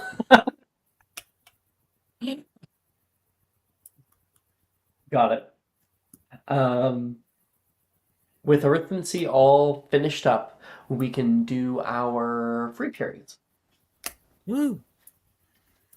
So I don't know how many people have exactly. I'd have to look it up. Because I know if you didn't take magical creatures or Muggle studies, you get a free period. If you didn't take arithmancy, you get a free period. So Clyde gets a free period. I think we all Looks have like one. Bertrand's all full up. Yeah, my free period was last session. Lilith gets a free period. Willow gets a free period. Nora gets a free period. And Garnet gets 2 free periods. No, I only have 1. I was in Magic Creatures. Oh, shit. Yeah, you're right. Thank you. I mean, I should have just said, no, yeah, great. And then used them both. But too good for that. Cool for school. Dark Ace should watch Wednesday nights. They said study to become an animagus. Watch Wednesday nights. Yeah, we can do that, and people have. It is an option. It takes time. It takes a lot of successful rolls, but you can do it. My Mine just The comes, doesn't it? difference with transfig wizards is Ah. that they can get it without doing anything, without making any rolls. Soon. I know what Canonically, I'm you can doing. fuck it up and become like half animal or something. Maya, you said you're ready? Yeah, I know what I'm doing with my free period. Okay, you tell me. I'm studying. So Well, yeah, of course. yeah. So we got keen mind here, right? Yeah. Okay. What are you studying? Um. So I'll tell you your A's. You got an A in transfig, an A in charms, an A in arithmancy, and an A in ancient runes. Everything else is no. I am going to study charms. Okay. So that's going to be a straight charms check. So you, if you want to check what your charms modifier is, quickest way is going /character and then scrolling over with the buttons to your spell sheet. Yeah. Okay. My charms is. I got a pretty high mod for this one. Okay, it's a straight charms check. Oh, heaven help me. Okay. Looks like it's a +5. I hate my life. Roll again. I'm giving you inspiration. Thank you. I liked the intimidation earlier. Ooh, Hey, nice okay, Oh. dirty 20. So because you have keen mind, that goes up by 2 to an O. Bless. Thank you. That's Willow's free period. I am also studying for my free period. Are the two of you guys together or no? Probably. I don't know what my grades are, so Sure. Lilith, you have O's and everything except for an E in Transfiguration, an E in DADA, and an E in Ancient Runes, and an E in History of Magic. Do we need to History of study the Magic, same Ancient subject? Runes, DADA, Transfig. You don't need to. Okay. It just If you it's want to just the study, we ambience, can. it's the flavor. oh no, absolutely. Studying with my bestie, of course. Yeah. I think I'm Yeah. gonna go for DADA because that's like her bread and butter. Jinx, Hexes, Curses. Well, I guess you have Keen Mind, don't you? Yep. So do I have to roll? Oh, nope. Cool. We're done. We're good there. Roll straight D20. If you get an actual 20, I'll give 5 house points to Ravenclaw again. Rigged house cup. Yeah, no, it's not a D20. Mhm. Not on that 20. All right. That's Willow. The two of you guys are in the what is it called? In Library or the study hall? You wanna be in Library. the study hall? I'm going to leave Well, forever. you can be in the library because a certain someone's not here. Janice good. is not here because she's in class. Yeah, I don't have to look at her face. Correct. Yep. You can see her table over there. Her place to sit, her throne is empty. Table cleaned off, nothing on it. People take a wide berth. Someone tries to sit down there, and their friend's like, "Dude, no, what are you doing?" He's gonna like pick them up and pull them off. Oh, jeez. It's just a tape. Well, good thing I have 3 levels with the librarian, so I'm gonna sit there. You're gonna go sit at that table. I'm gonna sit there. You got it. I have- Willow doesn't care about Janice's opinion, regardless, so she just sits down anyway. 1 second. I have to blow my nose. All those downtimes with Madame Pence are paying off. For real.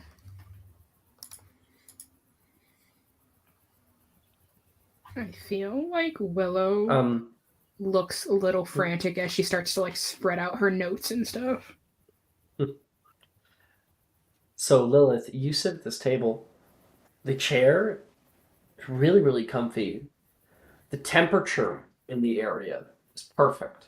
On top of that, most of the other tables, at certain times of day, you get like glares from the windows, the light coming in, really messes with you. This is just right in a perfect position where there's no light that's going to be shining in your eyes or anything. It's also quite secluded away from too many prying eyes or loud people.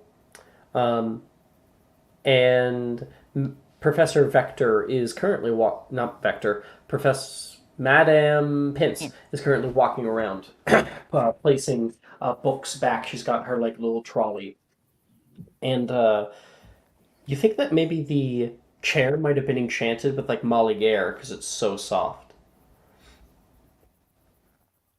Hmm. Willow, you experience the same thing.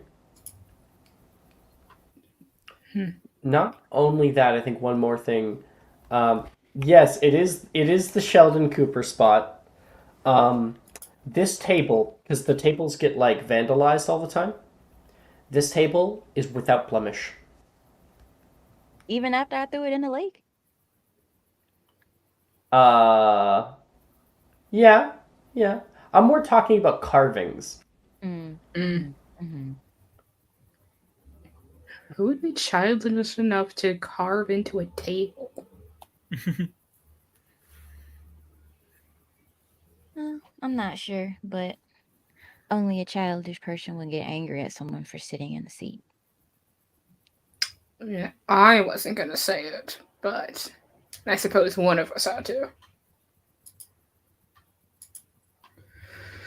Okay. Study we have to study. Since this thing being thrown in the lake, someone has definitely cast impervious on it. Mm-hmm. Yeah. One As day your this will be guys' my study table. session, you get to experience the splendor that is Janice's spot. And let's see, you still got Clyde's free period, Nora, and Garnet. I think I know what Nora wants to do. Okay.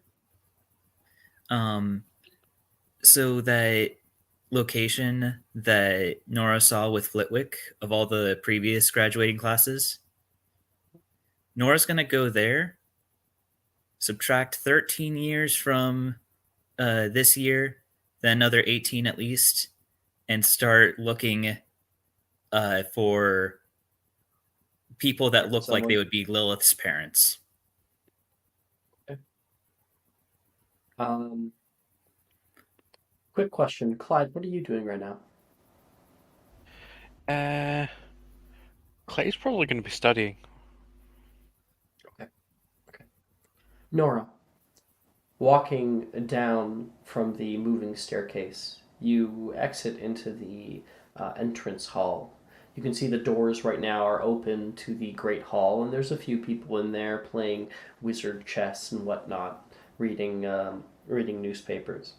And you can continue to the other side of the hall where there is a little door that's nonchalant. People don't normally look at it. You go to turn it, and it is currently locked. Do you have a Lohomora? Ooh. Let me check. I think I do. 1 second. Yes, I do.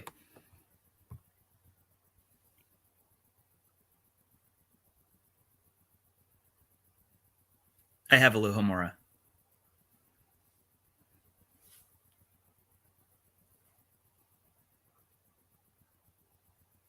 Sorry, 1 second, please.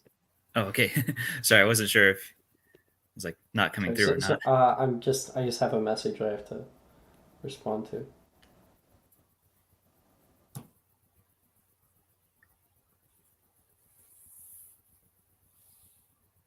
You cast out a Lohomora, and with it, you can hear a click, click, punk. The door will unlock itself, and and the door will like slightly open up. It's dark on the inside. You open it up, close it behind you, and cast out Lumos. There's a light that will fill the space around, and you hold it there for a second until you walk no more near the center of the room, and torchlight will appear. And you're looking for your parents, right? No, Lilith's parents. Lilith's parents. Oh, okay. Lilith was I brought heard that across wrong. the pond just to go to the school because her family went here. So, And who was her family then? please make me an investigation check or a perception check. It is up to you. Kid detective. I'll go with investigation. They're both +6, so.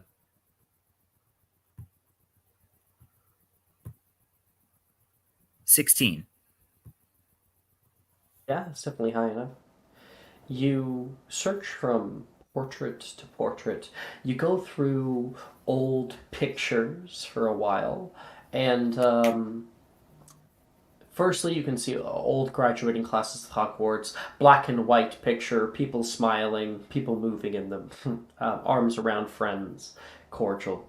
You keep going further back until you can see a difference in Hogwarts uniform. A It's no longer robes, but rather like a blazer, and still with that same kind of like skirts and slacks and whatnot. Until you can see a man with pale skin, these soft eyes that you could only probably describe as probably being green if the picture had color. Angular face with medium curly black hair coming down on his sides, and there's a little name that like will hover beside him as he stands. He has the emblem of Slytherin House that is etched onto his breast, and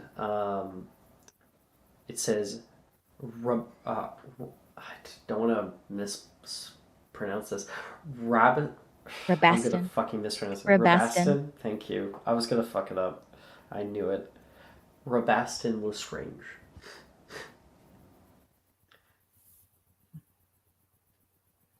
Okay. And if I can ask, what year was this graduating class? Oh, how old's your dad, Lilith? I don't know. Hold How on. old's your dad? You decide Well, I right guess a now. better question would be: is there anyone else in the picture that's recognizable? Yes, absolutely. Um, you'd see another Lestrange,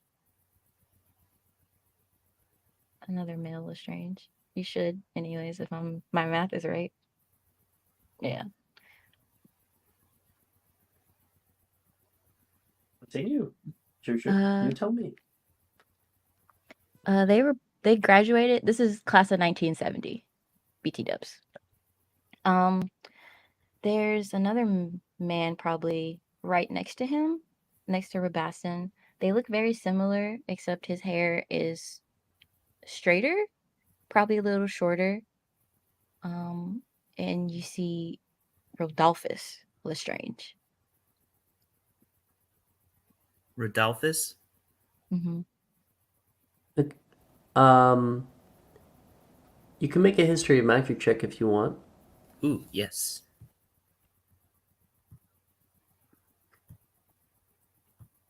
Yep. That's a 10. Um. Okay. You don't know its significance. Out of character, I think it's perfectly fine to tell you though. Out of character. Rodolphus Ooh. Lestrange is, I believe, married or was married to Bellatrix. Yeah.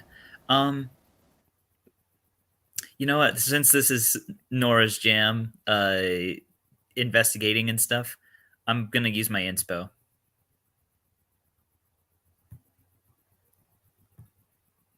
19. Uh, Yeah, with a 19, you can understand a little bit about him.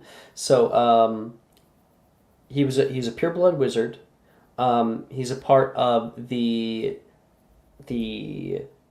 English side of the Lestrange family because there is a French and English side, and Rodolphus stuck around. Meanwhile, his brother kind of left, and he Rodolphus was placed into Azkaban because he was a Death Eater.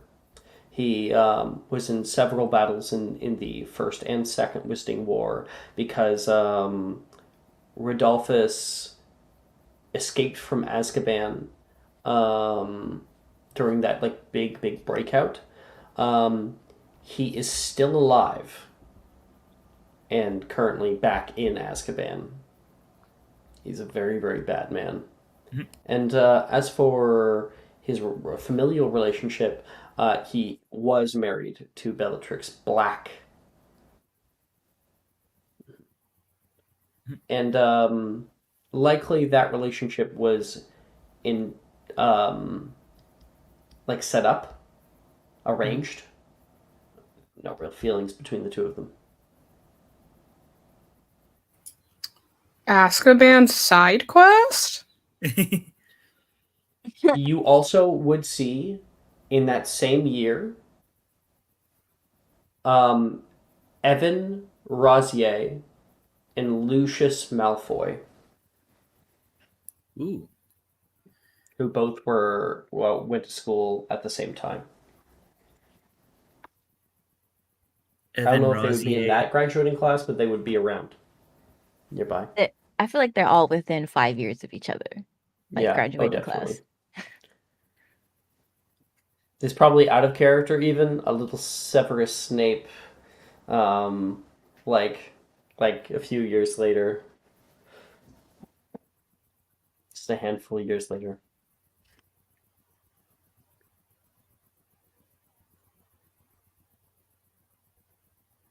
Yeah.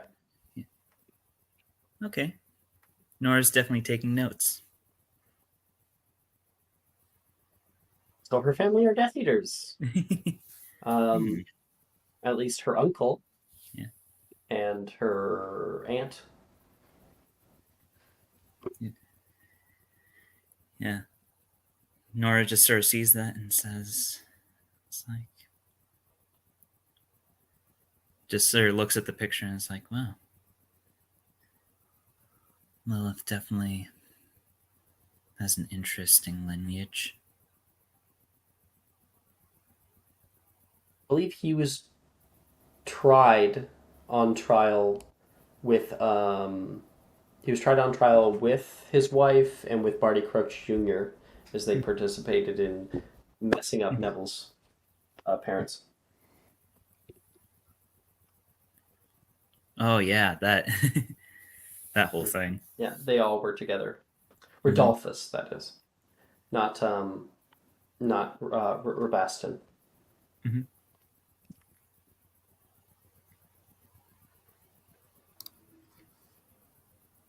Oh, Rabastin was there. Mhm. Okay, because I don't know if like you've like changed the canon or something for you, Oh no, Lilith. it's all completely canon. Okay, yeah. So Rabastin also was tried at the same time. Um, he escaped. Same with his brother. Second Wizarding War, and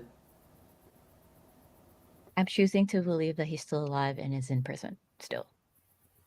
Because I don't think it ever said anything yeah, about him. sure.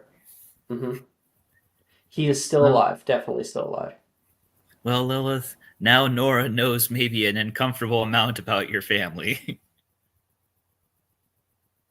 You're the one that looked for it, so Yep. I go through everyone's trash.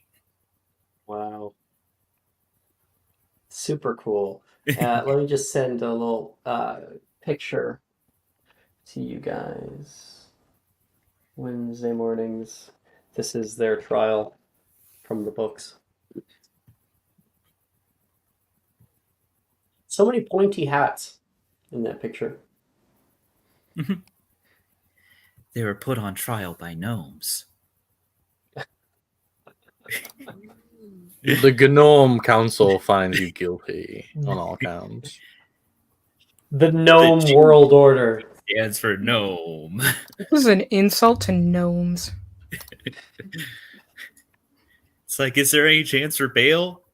No. No. Holy. Well, that is Nora. Nora gets to learn all about Lil's family. As well as the rest of us out of character. They're bad people. Parent plot episode? Bogart episode is always the parent plot episode. I don't want to hear it. Actually, here's the thing. It's making me think about a session that I have planned at length, but it's not happened yet. Hmm? There might be something that happens with Lilith in the far future. Azkaban side quest? Dylan, We We don't have to be Hufflepuffs to go. Clyde? Clyde? As for you, you are sitting in the library, trying your best to find a quiet space. And maybe you're in Rowena's library, up in the common room. Probably would be. You can hear a slight little screech as through the window a bird will floop down and land. You can see it drop a small package on your desk. Is this who I think it is? It sure is. This I'm going to pull is Trafalgar. Trafalgar.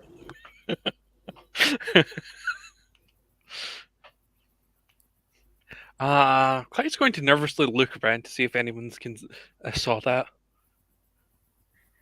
Nobody. Do you want to describe to us Trafalgar? I believe I'd sent an image of him before. Like when we originally bought him. Yeah, I'll send an image then. I'll send it to the proper chat. Right now. This is what he looks like. Tiny little beak. It's actually really giant though. Like They're big. They Tiny are beak, big. though. Big, tiny beak. And I'm going to be trying. Oh, what are my grades, by the way? I need to try fix the abominations. That would be, you have a P in magical creatures class, an A in ancient runes, and A in astronomy. Those are your lowest. Magical creatures it is. Okay, make a magical creatures check. Do you have Keen Mind? Yes, I do. Okay. And 10. So that is based off of where you are currently. That 10 is not high enough to get you an E, but your grade automatically goes up to an A. So you're now passing. Oh, thank goodness. So you're now no longer failing any class. Okay. And with all of that finishing up, that's where we'll take our break. We'll come back and I don't think I missed anybody's free period, did I? You did. You missed mine, but I'll do it after I got on mine. Okay, we'll do Garnet's after the break. I'll think of a really funny one. Sounds good.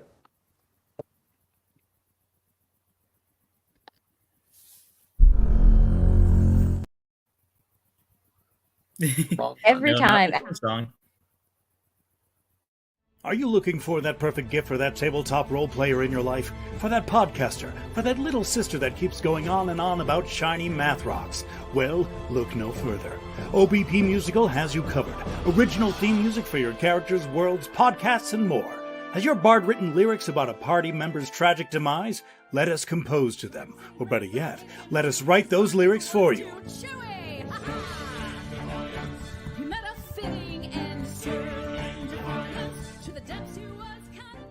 But the goodness, no, greatness, doesn't stop there. How would you like a cast member of Les Miserables, Disney, or Come From Away to sing your pieces? Oh, you bet you would. Fully orchestrated cinematic pieces. Pieces like this. Who'd rise to meet the call, who'd fiercely face the danger, be a hero to them all.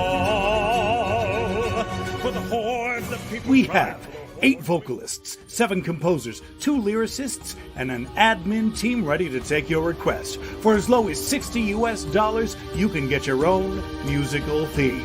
OBP Musical, making fantasy a reality.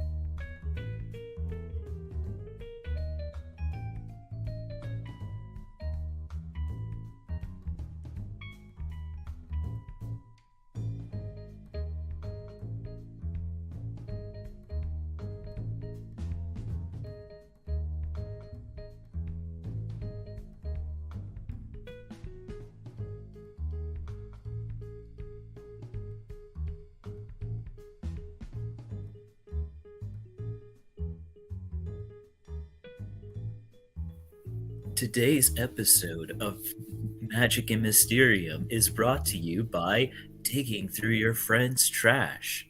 Who knows what treasures you'll find?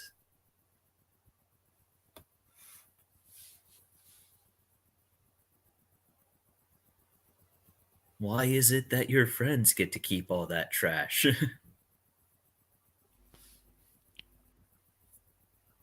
What are you talking about? Oh, I was doing the Today's Magic and Mysterium is sponsored by. So I said, Today's Magic and Mysterium is brought to you by digging through your friend's trash.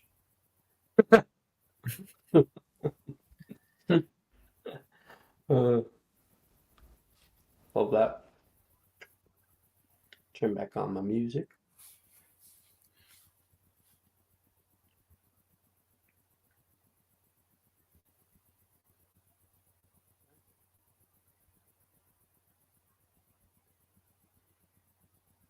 All right. Everyone here? Yes. I'm always here. I am here. Ito is the faceless old woman who lives inside your home. I'm literally living inside your walls. Yeah. Everybody, Goddamn walls. everybody excited to watch Ravening War tonight? What? Oh, does anyone here watch Dimension 20? I don't know what The new that is. season comes out tonight. Oh, I heard about it. Yes, it is no, like I a don't know. prequel to one of the other ones that has been done, and I'm very excited. Yeah, Matt is doing it, right? He is, and Abria's a player. Brendan Lee Mulligan's a player in this one. Lee Wilson. Abria's in it? Why She didn't you say is. something sooner? She is in this Oh one. hell, Abria, our mother and savior. Mm-hmm. It is a prequel to A Crown of Candy, so I'm very excited. I love Crown of Candy. Heck yeah. Is that one any good? Mm-hmm. It's Okay. Game of Thrones D&D, basically. Yeah. I'm not a fan of Game of Thrones is the problem. Do you think I'd like it? Are you cool with player characters dying and Yeah. just a lot of chaos and people just straight up dying all the time? Okay, interesting. Yeah, Sounds like fun. That's a and good also it explanation. takes place in a kingdom made of candy. Exactly. Always loved Candyland as a kid. Then I had the, come on, bring your friends. I One of the had the disc Mhm. that you get from cereal boxes, like the video games. Mm. Anyone else have that? I feel like maybe. It was like that. They had a bunch of the Hasbro ones. They had Game of Life, and they had Candy. Oh, yep. They I know what you're had talking about. Oh, and Pajama Sam came on those too. Freddy Fish. Yeah. One of the main characters is a Cadbury egg or Cadbury bunny, so Solid. pretty great. Yep. Well, maybe if I don't know. Maybe I'll do that because I have to do a bunch of cleaning and whatnot today, and listening to something might be nice. All right. So, for my free period, Yes, Garnet. Alex, I would like to find Morgan. That is not hard because he's such a loudmouth. Exactly. You can find Morgan spending a little bit of time. I think that you're probably walking toward the common room, and then you can hear what sounds like an explosion. You can see one of the portraits on your right open up. Smoke billows out. You can hear alarms going off. And you can see Morgan and behind him is Macy as well coming out, both blackened with soot. And you can hear house elves screaming from inside. And Morgan says, "What were those? Those were not cupcakes!"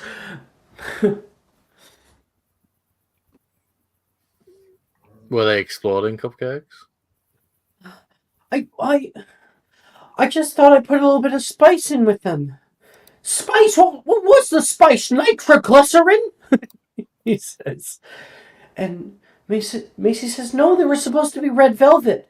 Why would you put spice in red velvet? I don't know, stop yelling at me! I feel like Garnet is just gonna blink like 3 or 4 times at this. And he's gonna go, did someone die?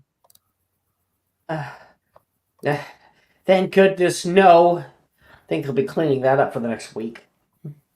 Macy says, I should probably go help them.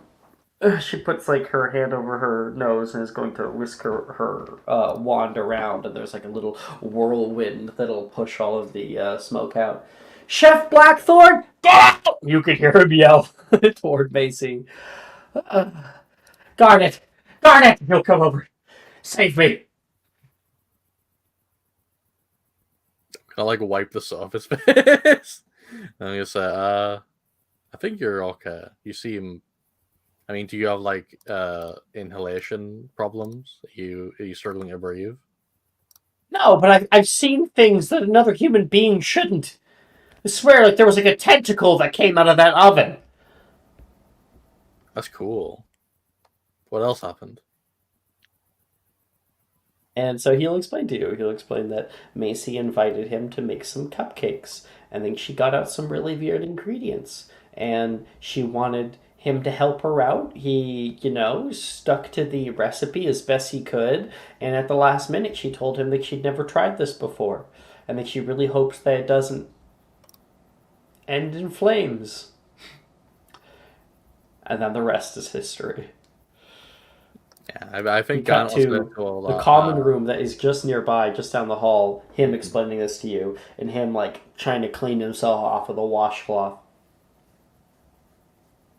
I think Garnet said, well, you have to experiment with things. You have to try new and exciting things. You have to steel yourself for new horizons. I would much rather just stick with a regular cookie or snack or some crisps. Not that. Anything but what Macy has to make.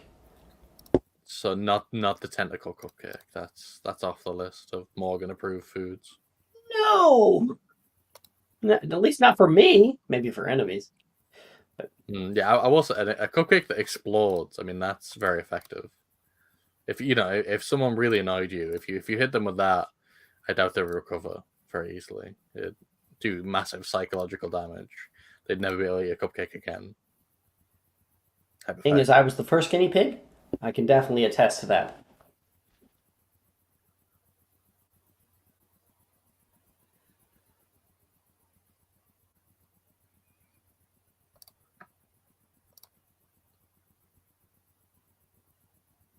What you and Morgan go and do together? I am going to offer Morgan, because he doesn't want to be surprised anymore, right? I'm going to say, Morgan, I will give you a gaze into the future for merely a few sickles, if you no longer want to be surprised with what's going to happen. You can do that? Yeah. How? I've never I'm seen glad you you play. asked. He's gonna reach into his rolls and pull out a tarot deck. It's like, through these cards, I can interpret your future and destiny. Can you determine it, or just tell me it? I can tell you it. I cannot influence it. I'm not that powerful yet. All right. Well, I have been kind of wondering how my love life's going to turn out. We'll see if it pertains to that. I mean, it will in some way, of course. So your question is how your love life will turn out. Yeah, I need to know, like, what I'm doing right now. Is it even working? Are they even noticing me? Yeah, Gan's gonna like stroke his chin and nod at that and listen very intently. Hey, would you like me to do the spread for you? Would Yes, you have your own please. tarot cards? No, we Okay. can use your deck. Your deck seems to have better luck than any of us for chaos, judging from the last time I did a reading. I am just doing a little wash here really quick to really mix them all up, upside down and whatnot. Got to make sure we don't get death, the tower, the devil, all in a row Maybe. again. Who knows? Okay. So Morgan gets to determine where to cut it. I think near the bottom. Okay. Bam, bam, bam, bam. Go ahead and make me a divination plus wisdom check. Of course.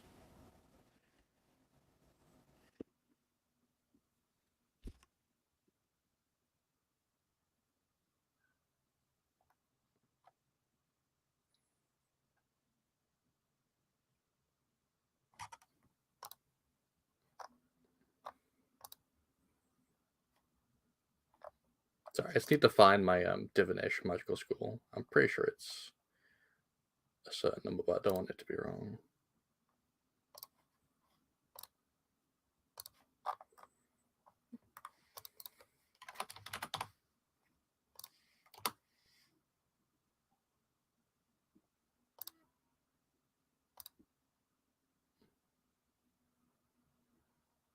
Okay, it's actually +3. I'm glad. So it's.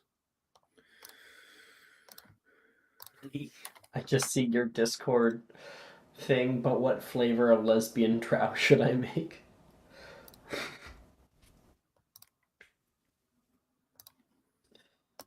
In my opinion, you should make fake goth to Sundre, who's secretly really like unnatural one. Roll again. I don't like that. If you want to roll, of course. Honestly, I respect the rule again because I don't think Morgan should have to go through me getting that one on divinations thing. Whoa! Only 5. Wow. Okay. Okay. Let's get it. Holy shit! Holy shit! The querent. The lovers. Yeah, let's go. This is who he is, upright. Oh, well, I just had it. So, the lovers represent mutual desire. They herald healthy partnerships, unions born of consent and enthusiasm. It's attraction, passionate exploration, fueled by curiosity, and this relationship, in his mind, can feel like a paradise. All parties seem to be getting what they want and need, and a healthy balance is struck. As for him, this is who he is. He is the lover. He is somebody who is outgoing and, feels easily and probably kind of falls in love easily. That's just how Morgan is. And he just has to find somebody who he can strike that desire with. His past. His past is the Fool. Reversed. It's the Fool, a little jester. Or as I call it, the Wilfred. Mm-hmm. What are the areas in your life where you're reticent for no reason? In this position, the Fool cautions us to check our stubborn and petulant side. Take responsibility for your own missteps. Uncharted territory can be anxiety-inducing. Don't let this fear make you afraid of new opportunities. Do not be afraid of growth. So in the past, he's been afraid of change. He's been afraid of going to Hogwarts. He's been afraid of finding friends. And so that's probably why he is so loud, outgoing. It's a part of it, is that he desperately wants to make friends. People who are going to care about him because of who he is. This is a frighteningly perfect reading of Morgan so far. So, I mean, I thought the Levi one was legendary, but this one is real good. His current, and I'm just getting the page for myself. Here we are. His present. The Star. Upright. The star is the guardian of this deck that I'm using. She represents hope and endless possibility. The star gently nurtures flowers, and in this ibis that's with her up the top left, boom, is a steward of creativity and magic circles about her. After the tower has fallen and the light of dusk fades into night, the star is there to help you make your way through the dark. All you have to do is look up. So, this heralds endless possibility. Where he is right now in his life, he's at a crossroads. And there are so many different things. And there are signs that can guide his way as long as he is wise enough to see them. Next, his future should he continue on his current path. The High Priestess. Upright.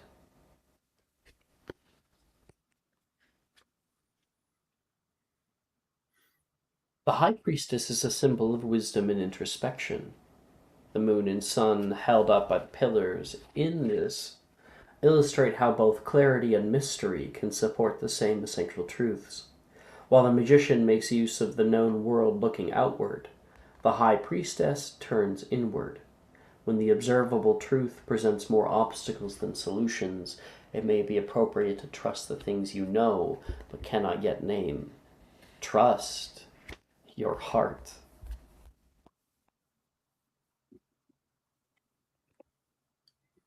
He's going to have to trust his heart. And Morgan's like, oh, come on, that doesn't tell me anything. What's your I think interpretation, it told Garnet? you a lot, Morgan.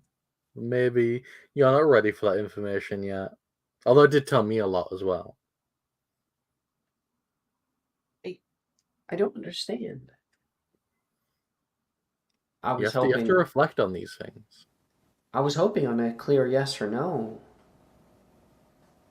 You can flip a coin if you want a yes or no. I guess that's true. Thanks, Garnet. No problem, buddy. And if you're right, if you can't actually see the future, I'll let you know. I'm looking forward to hearing about it.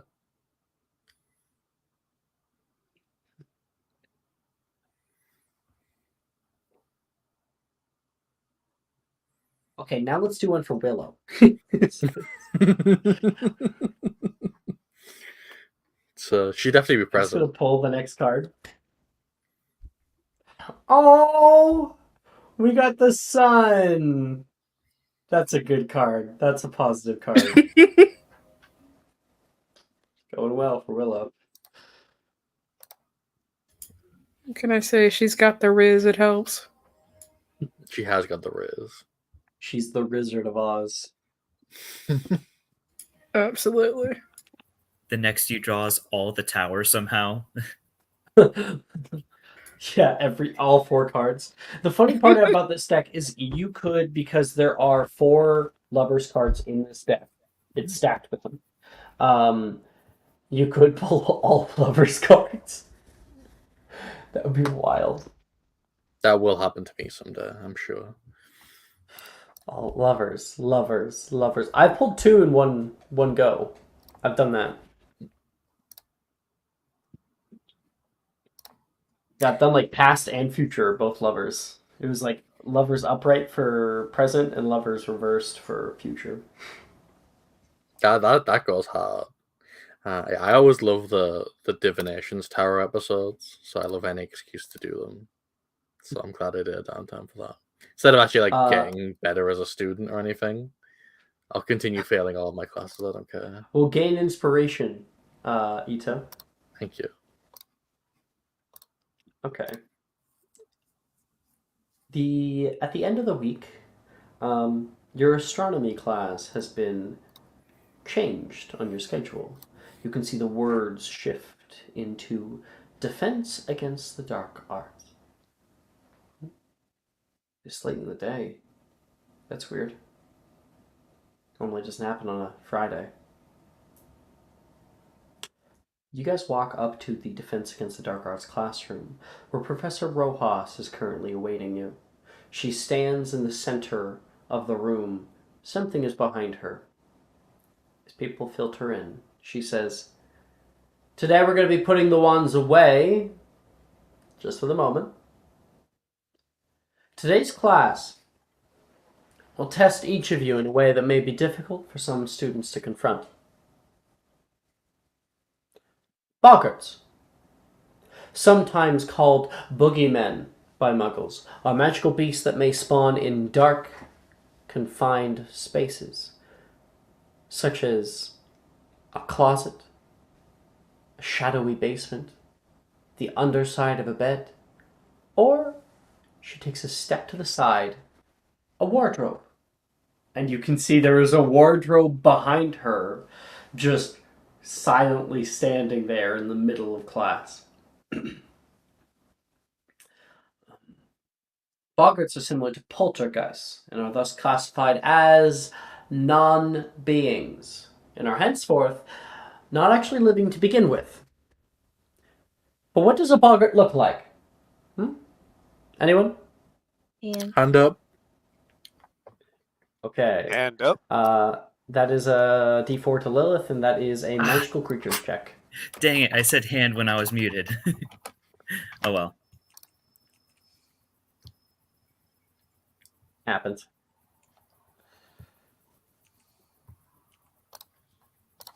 Ooh, Lilith's definitely getting it. Oof. Yep. Okay. What does one actually look like? Its true form. Miss Lestrange? Well, it doesn't really have a true form. Nobody knows what it is, but it turns into your greatest fear. I really thought that that I was going to stump you on that one. 5 points to Ravenclaw. Boom, boom. And, but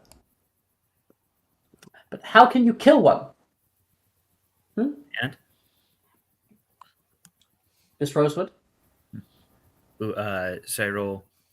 Should I roll for that or? Nah, just answer me. Okay. You can't.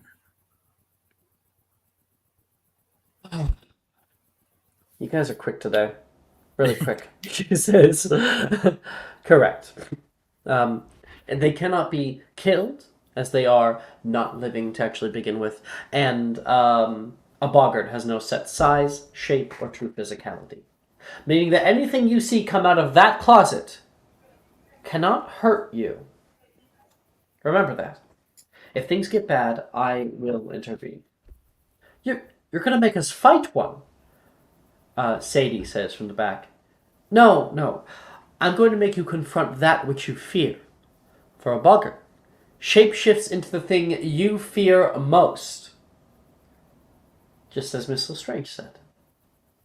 But worry not, students. A simple spell can turn even the scariest of boggarts into the silliest of tricks. Anyone know its name? Hand. And D4 to Maya. One thing that I know, okay? This is History of Magic, or... Is it magical creatures or history magic? History of Magic.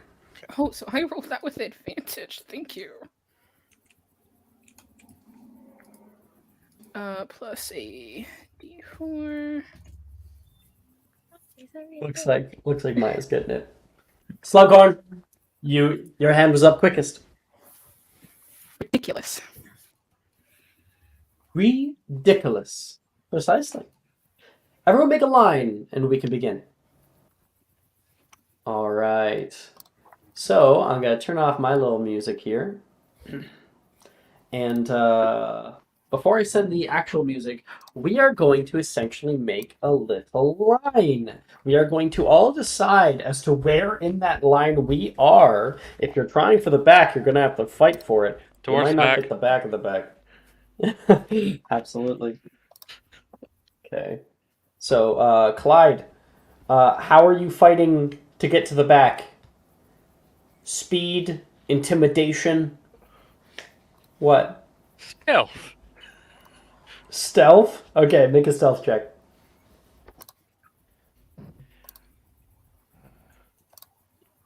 I do not want to be going first at all. Oh god, what did I roll? 17. You get a few, like 3 from the back. You're way out in the back.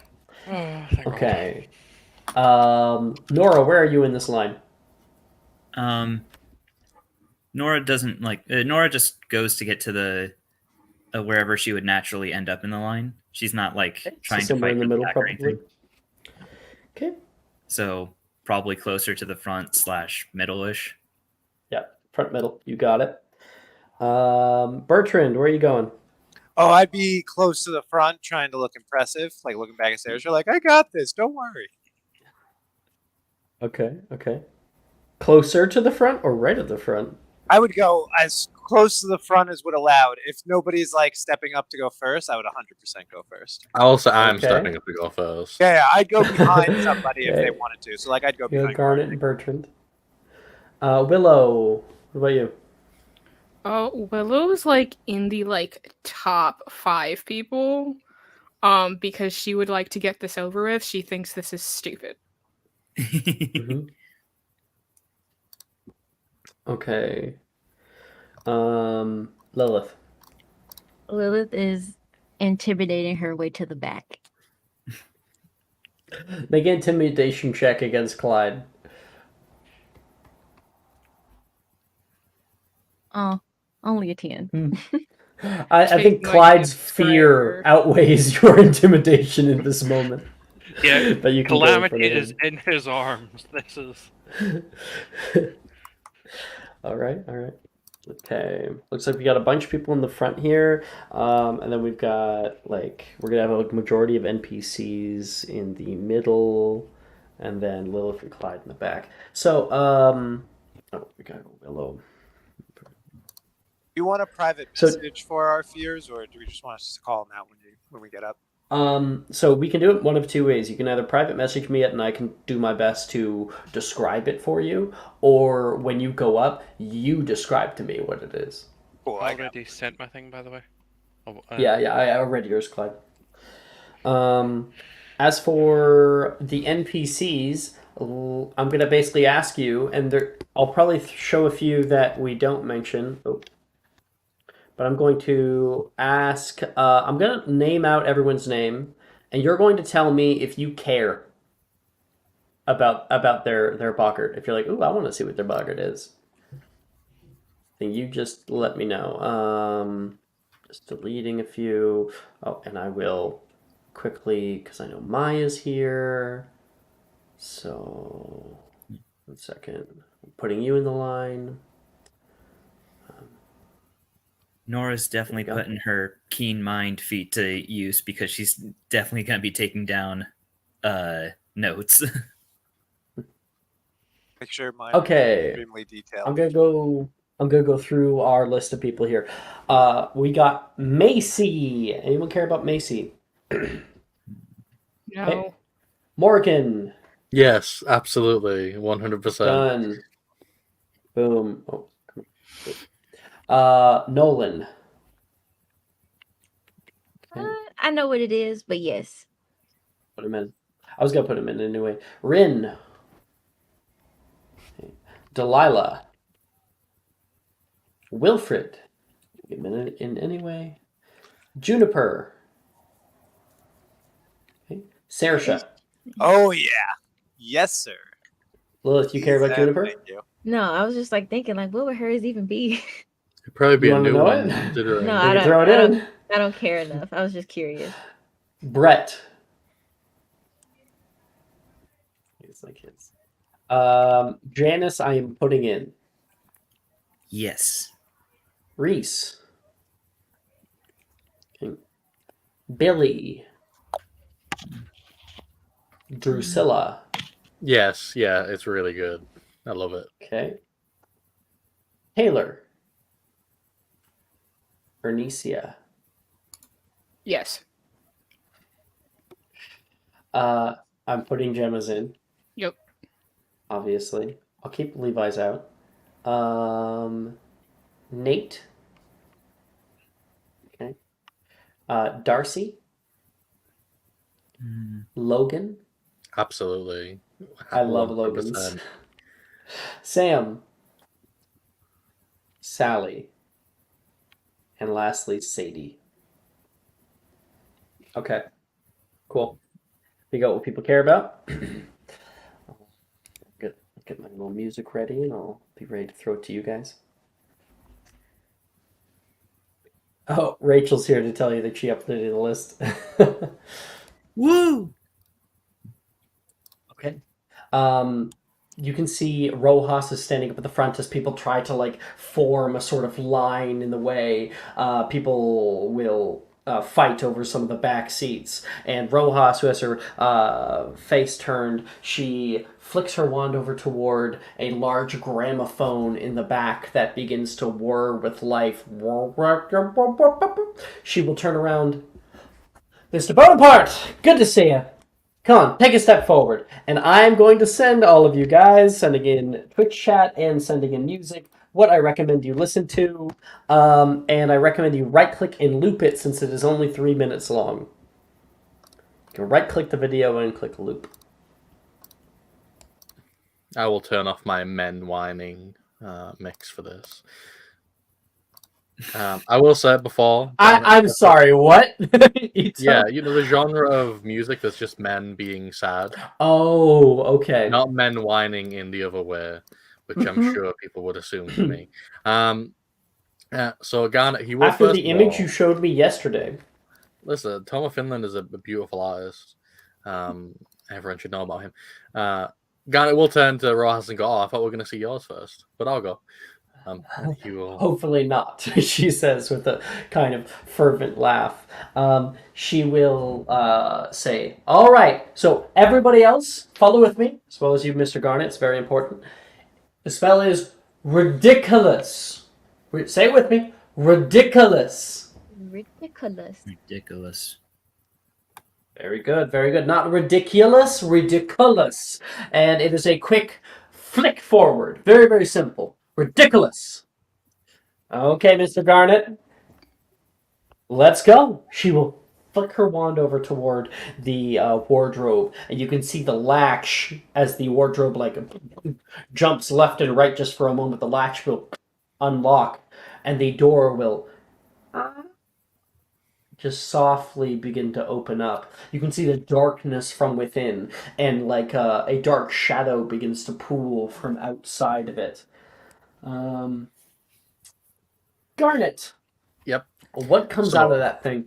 What you all see is you see Garnet, like another Garnet appear, and he's sitting in a chair, and he's dressed very, very fancily, and like all the nicest finery. The thing opens, and Garnet, you're sitting in the chair in the wardrobe, like in the dark. Yes, like just very casually.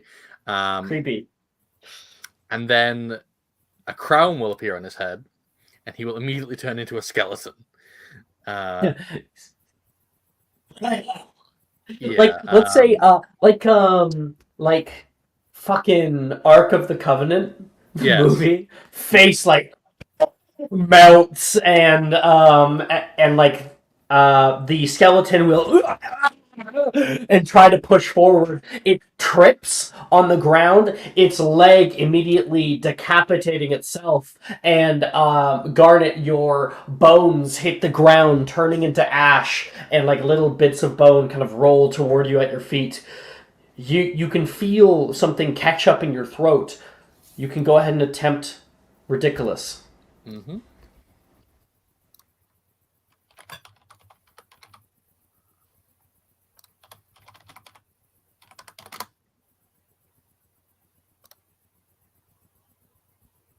Wow! I usually fail it, but I got it this time. Ooh. Garnet, good job. I'm gonna put up your grade because you had to pee. Okay, you cast out ridiculous. You point it down at that kind of broken skeleton with a crown that's at your feet. And what does the crown do? I think the crown it turns into a ball that starts just bouncing around casually. It turns into a ball and boing, boing, boing, boing, boing. You can see it bounces right, it bounces left, and then it flicks forward, and you can see a little like cartoonish happy face on it. Every time that it hits the ground, it makes that noise. And Rojas will say, "Yes, that's what I'm talking about, Mr. Bonaparte. Great job. You can go ahead and head off to the back. 5 points to Hufflepuff. I will award for being first." I think Garnet will just say under his breath like Sacre Bleu. Like, didn't want to know about that. Next up is Nate, actually. Nate, he turns back toward you, Bertrand. Wish me luck. You got it. He takes a step forward, and the bouncing ball, like, just stops in air.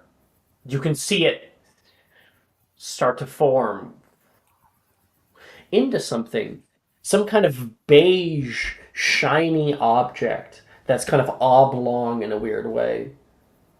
Nate pulls out his wand, staring at it, just kind of confused, and then you can see it start slowly to turn. And you can see a face appear with a really creepy smile, and it is Nate's face. It is a decapitated head, and he is bald, as the ball was. It's like shiny. He's like really unsettled by his floating decapitated head smiling at him and bald. He'll like hold his hair and then ridiculous. Let's see. He tries it ridiculous, and there is a spark at the end of his wand, and it goes. This will be you too. And a neck will pop out the end, and a body will begin to form, and it starts like walking really uncomfortably, creepily toward him. Ridiculous, ridiculous, ridiculous. And Rojas will cast out the spell, and his large head that has been getting larger and larger will pop like a balloon and fly around the room before entering back into the wardrobe. Oh, that was creepy. Jeez. He's going to turn around. Good luck, man. He says to Bertrand, and he'll go back to the back. Thanks. Here go, Bertrand. As I step up, it turns into like a horde of little old ladies. It's in the wardrobe. Oh, okay. It goes back in. Gotcha. Yeah, give me the ambience. Come on. Yeah. Give me an immersive description. I'm gonna step forward, looking as confident as I can, which is not very. And do I have to open it with my hand, or it just pops out? No, if you're there, it'll slowly start coming out of the thing. Deep breath. From the back, you can hear Saoirse, because she is your friend. Can do it, Bertrand! You can hear a few people laugh. Whew. All right, I'm ready. You stand forward, and the door starts to open up. And what appears coming out from the darkness? There's about 7 or 8 extremely old ladies, and they're moving towards Bertrand, going, "Come here, dearie, let me pinch your cheek. Oh, you're so adorable." And there's just a ton of them coming straight out. Would you like to help me sew my doilies? Yeah. No! They're like jowls are like flapping and stuff. They've got their faces are softly becoming more and more wrinkled. There's like gunk that's starting to accumulate in their eyes. It's unsettling even to the people who are like, these are just old ladies. And then I'll put out my wand and say, "Ridiculous!" And I'm going to... I can't double check notes on that, right? But I can inspo it? You can double check notes if you fail. I failed. I'm gonna Then double you can check double notes. check notes. All right. I don't want the old ladies to kill me. I have what they turn into. Perfect. I had some, but go. I would rather yours. That's a nat 20. Nat 20! That is 5 extra points, like they need it, to Ravenclaw. Oh, did This not wanna game, fail it's that. neck and neck.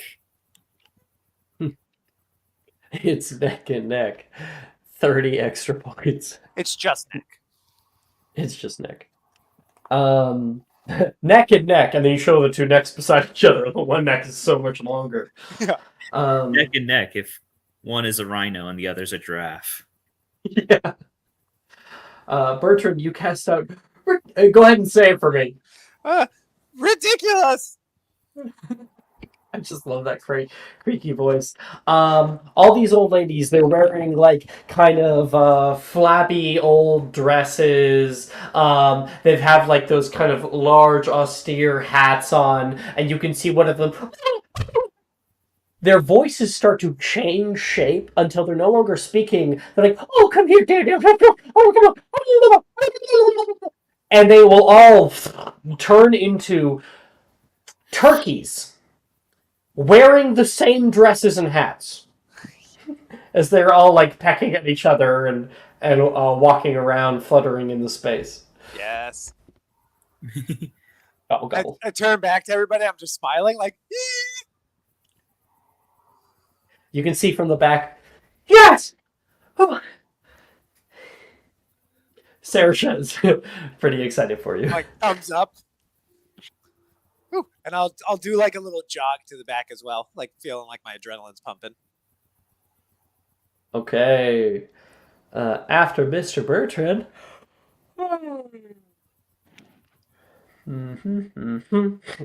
One second. I have to blow my nose.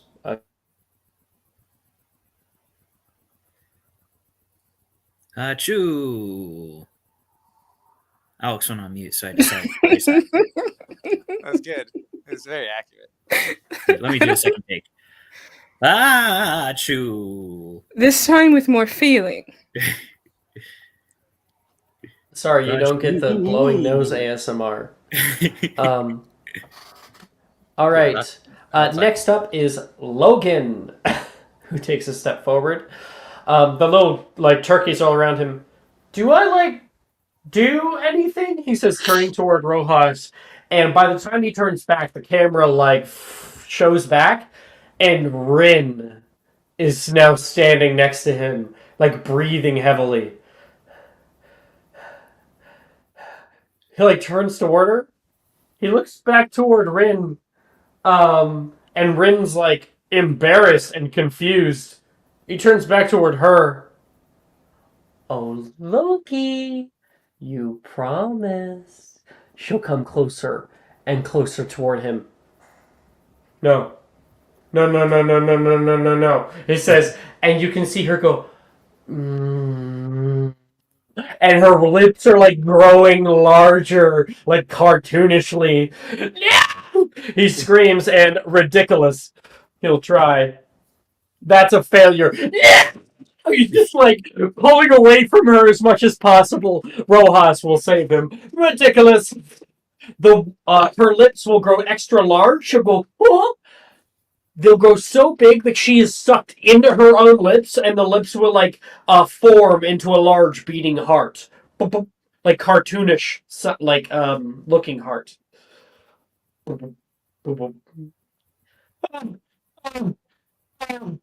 Logan is going back to the back. Okay, I need to get better at clicking my little things here, because I'm forgetting to do so. We did Logan so far. We've gotten... What other NPC do we do? Nate, thank you. Okay. After the two of them, we've got...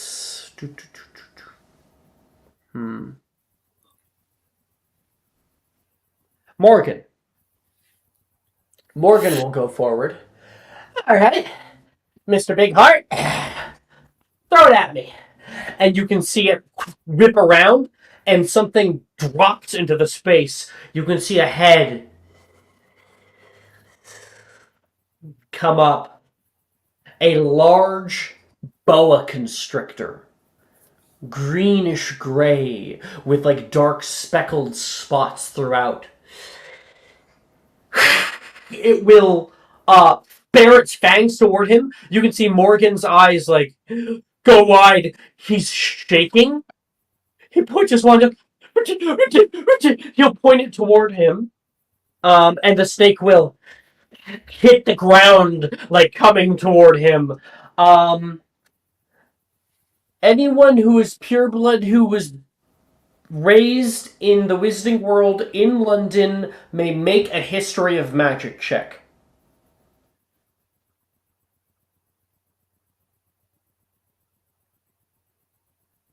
I don't know if that's any of us. Is that nobody? Oh, okay. Yeah, Isn't Clyde? Clyde? Clyde was raised in the Highlands. Sorry. I was meaning in the UK. Oh. Clyde.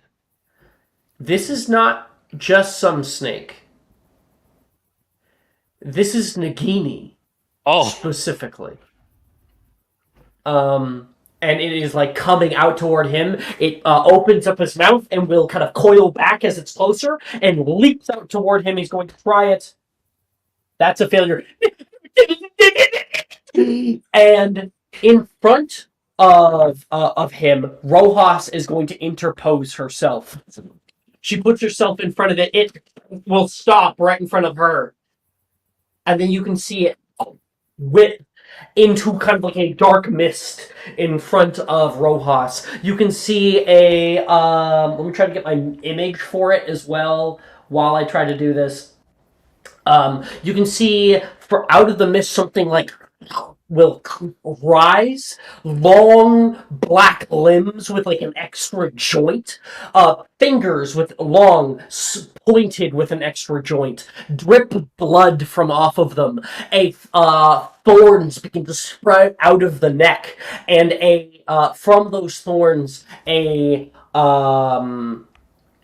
skull with red glowing eyes sunken from within, a skull of a deer, like an elk, maybe.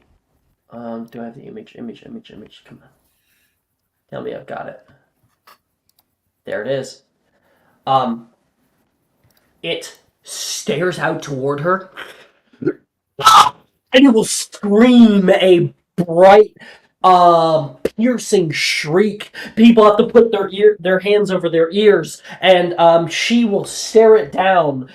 Anyone who wishes to may make a magical creatures check, and I am sending what this thing looks like in chat. Magical creatures check. 18 for me. We got an 18. 23 for Nora. Okay. Clyde, Nora, you have only read about these things. They are quintuple X-rated creatures. This is a Wendigo from North America. Ooh. Oh. And she is going to hold fast in front of it. You can see her shake a little bit, point her wand out in front of it. Ridiculous.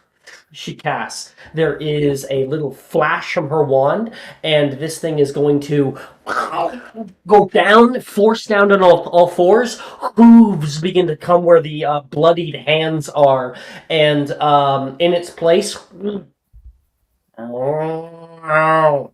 is a Highland cow.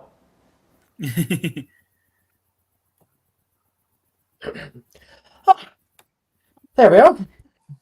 And like Morgan's like, oh, don't worry about it. Everything's fine. It couldn't hurt you, remember? And she will handle him back to the back. And Morgan goes sit down. I'm gonna Nora. pat Morgan on the head when he gets back. They'll be like, it's okay, but Nora, Yep. I actually would like. Where were you raised? Nora was raised in a more rural area, but around here. So, like, You would also know who that snake was. oh, okay. You would know very, very much so. I have to quickly message you as to why. Um,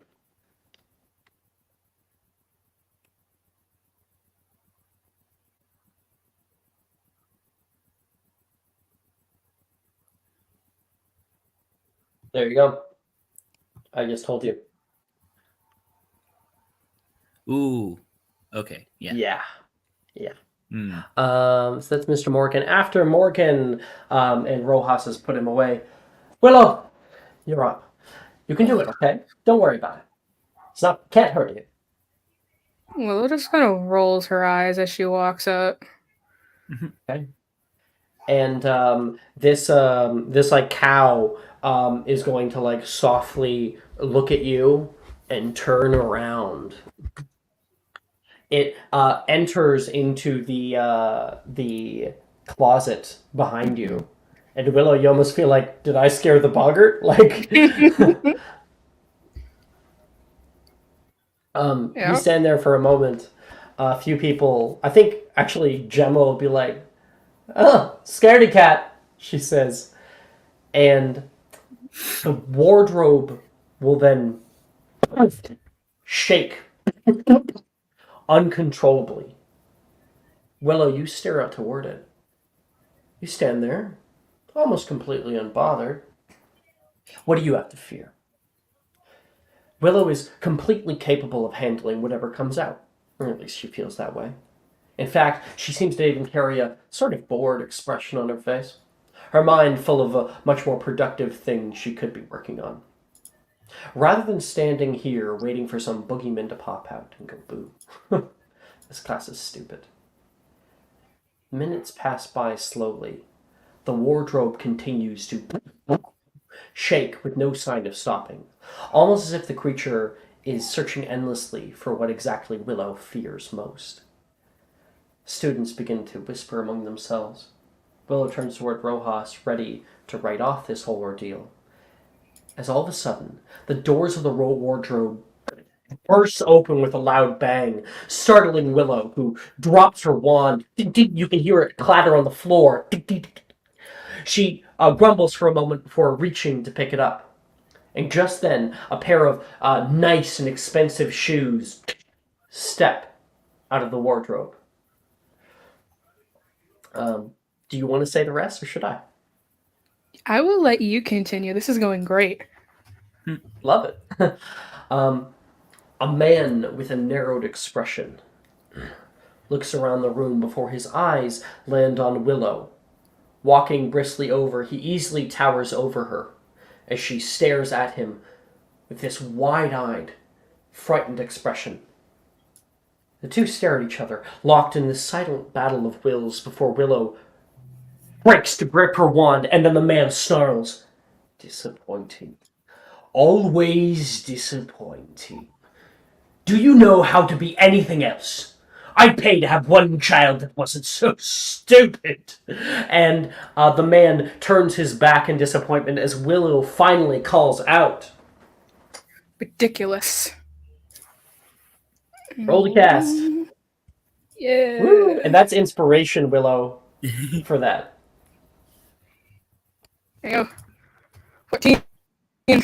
14 succeeds. There's that little flash of light. And what happens to this man? This man gets shorter and shorter till he's about Willow's size. The hair turns blue, and the skin turns just a little bit more pale. And Willow's brother turned towards her. River. She's like, Oh. Mhm. And he's just like, what the fuck am I doing here? And a few people, "Hey, it's River! I thought you were going to show up." People are like chuckling about this. Willow, you find it kind of funny too. You look down at your wand and feel accomplished. There's a bit of an uncomfortable nature to it. but you turn around all the same. Yep. Okay. She will walk towards the back. And as she's walking, though, tears will actually start to fall from her eyes. No. You're able to like kind of hide it as best you can. Some people might see a few drop. This class needs a therapy session afterwards. Jesus. My heart hurts now. Okay. After that, we got a bunch of NPCs. After you is Mr. Wilfred. Wilfred will walk forward. Hey, River, he says. River will change and get much taller once again. You can see a man put his hands over his eyes and then put his hands through his hair. Wilfred stands there. That is wild. Wilfred stares out onto a cold-faced man staring back at him. He's got long, dark pinstripe robes, ministry robes. You can see an Orr's like badge on his hip, and he looks down toward Wilfred. What have you done to me? This is another one of your tricks. Ridiculous. Wilfred will cast at him. The man has dark raven hair with the same sort of gray eyes that Wilfred does. And that is a sort of explosion that comes out of Wilfred's wand. The boggart will... What are you doing? Stop! He'll go to grab his wand, and the boggart will grow taller, and then you can see the head, like... change to be the same face, but now wide and porcelain-looking. The hair, seemingly carved out of porcelain as well. The arms will elongate. And the hat that this man was wearing, this kind of bowler hat, he will grab it and bring it up as fireworks will fly through the space. The man throws the hat away and it will fly around the space. He'll open up his robes and like rabbits will jump down, and then you can see the man go You'll start to twist the head 360 degrees, and it rises like a corkscrew, and the hands are kind of flailing about. Very reminiscent of Weasley Wizard Wheez's animatronic thing on their shot front. And Wilfred cannot stop laughing.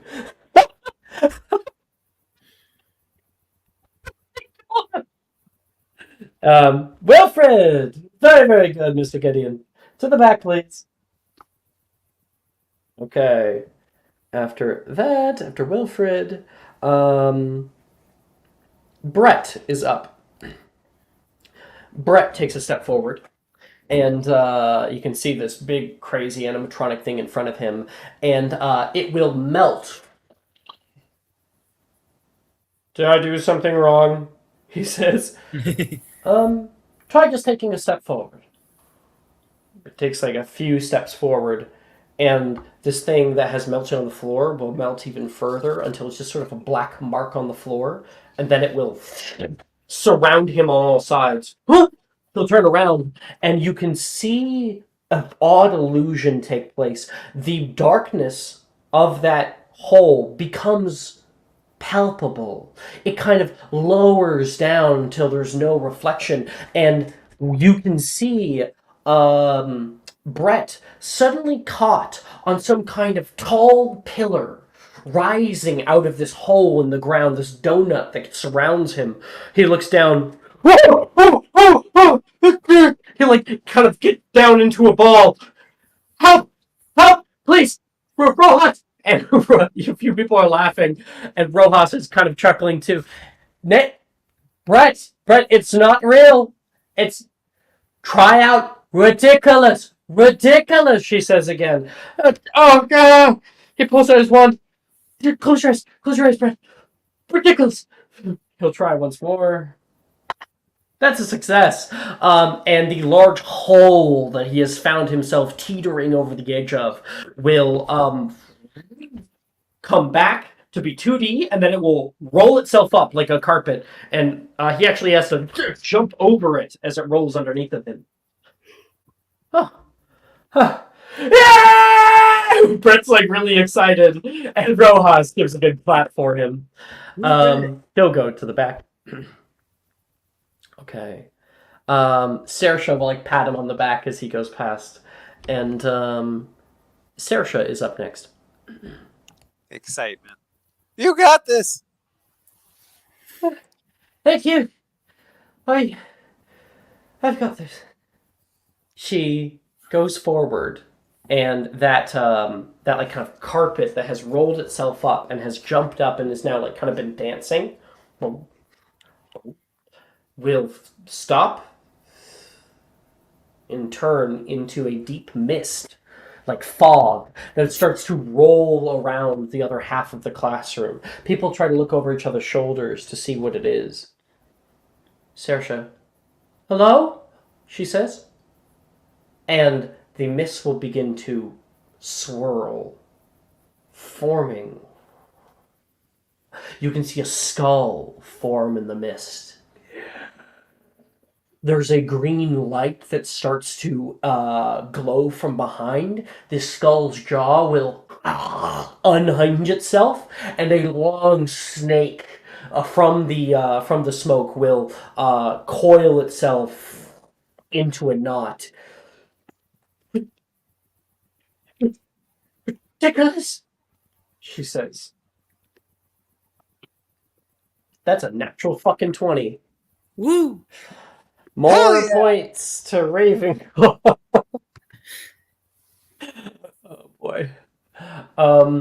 And she casting this. This is of course the Dark Mark, otherwise known as Mosmordre. Yeah, you got some dark shit in your head. Yeah, and when she casts it out at it, it turns into a cloud of a bunny. She lets out kind of like a little chuckle, like one chuckle. It heads to the back. Good job, Miss Saoirse. Confronted. Thank you, Professor, she says. I have my hand out for a high five as she comes by. He gives you kind of like an uncomfortable high five. Okay, coming after that, we've got Nora. Ooh.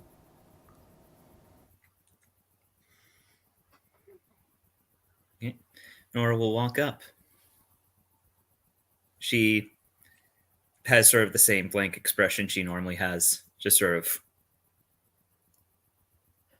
waiting for it to take shape. I think I have it for you. Yeah, I can. I did Let me just message it to double you. check. Yeah, because you messaged me at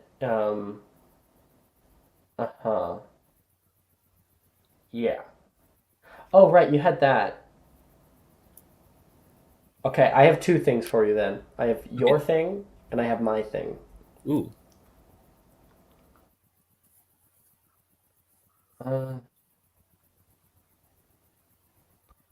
Or maybe Nora, could you please describe to me what Nora thinks might be coming? Could we do it this way? What Nora thinks might be coming is The smoke will dissipate. Is she's standing there and she's kind of just readying herself because she's not exactly sure, because in her head what she's expecting is the hide behind a magical creature that stalks its prey and stays out of sight until it sees its opening. Nora is looking in every direction. The smoke just sort of dissipated, so you have no idea where the boggart is. You expect something, you're looking around the edges, trying to, like, see around the backside of the wardrobe, kind of scared, your hand is trembling, and then the door will open kind of quickly. You point your wand out toward it. There's no creature. Instead, you see a small radio with an antenna. It sits there, staring at you, and you begin to have something catch in your throat. You can hear it click on. Good morning, witches and wizards. I'm your host, Miranda Moon, bringing the latest news from the wizarding world. Today, we got some exciting news from the Quidditch pitch. The Falmouth Falcons have just won a thrilling game against the Wimborne Wasp, 290 to 270. The crowd was on the edge of their seats as the two teams battled it together in the air. The Falcons' new seeker, Ethan Evergreen, caught the snitch in the final moment of the play. Congratulations to the Falcon and their hard-fought victory. Now, on to some more somber news. We have some obituaries to announce. We are sad to report the passing of our very own beloved. Do you cast?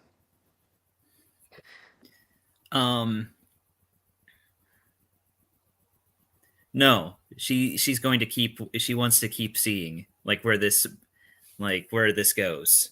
She can't, in Nora's mind, she could turn away from this, but to do that would be going against her values. Okay, 1 second. I have to ask you something then. Okay.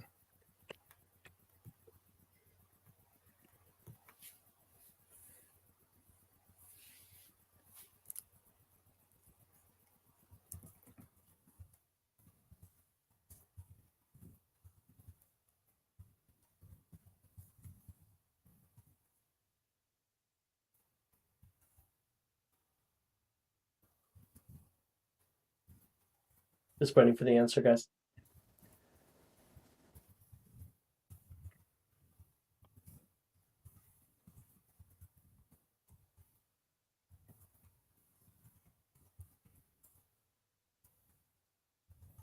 Got any? Yeah, 1 second.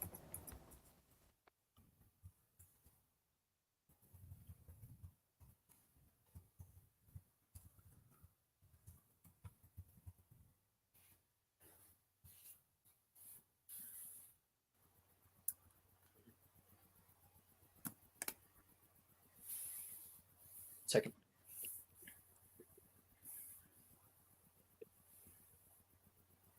Okay. Okay. Wonderful. Yeah. Yeah, so it says, where were we? On more somber news, we have obituaries to announce. We're sad to report a tragic update on the missing persons report of Grace Rosewood. Her body was discovered yesterday in the River Thames. Authorities are currently investigating the cause of her untimely death. Rosewood was a brilliant student and beloved daughter and she is survived by they name your father, your mother, and eventually you. Yeah, Nora. That's when Nora will cast Ridiculous. Okay. She's heard what she needs to hear.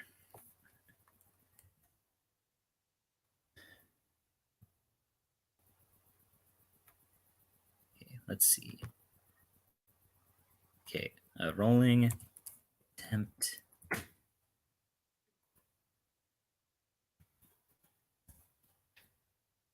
$15. That's a success.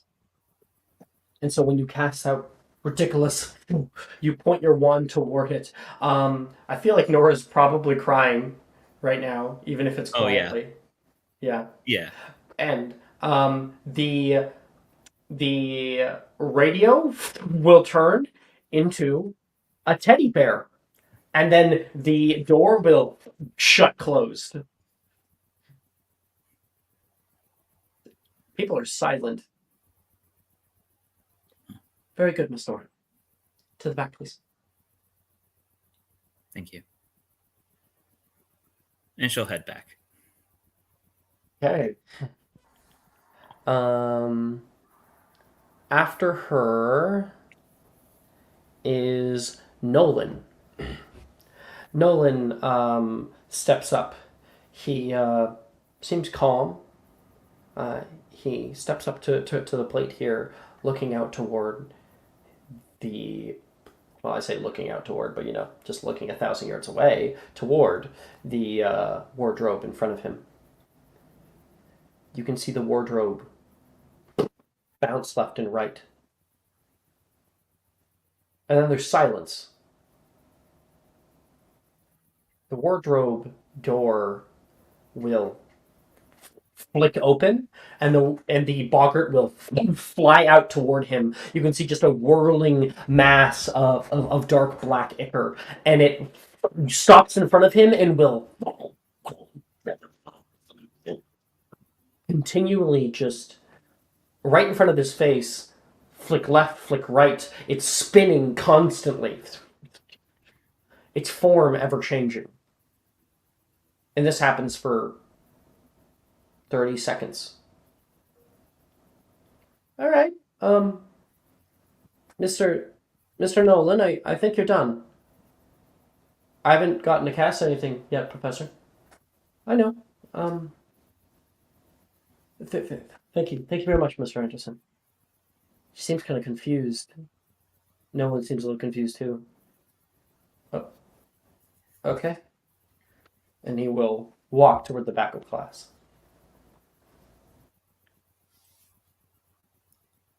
And it sits there, looking around.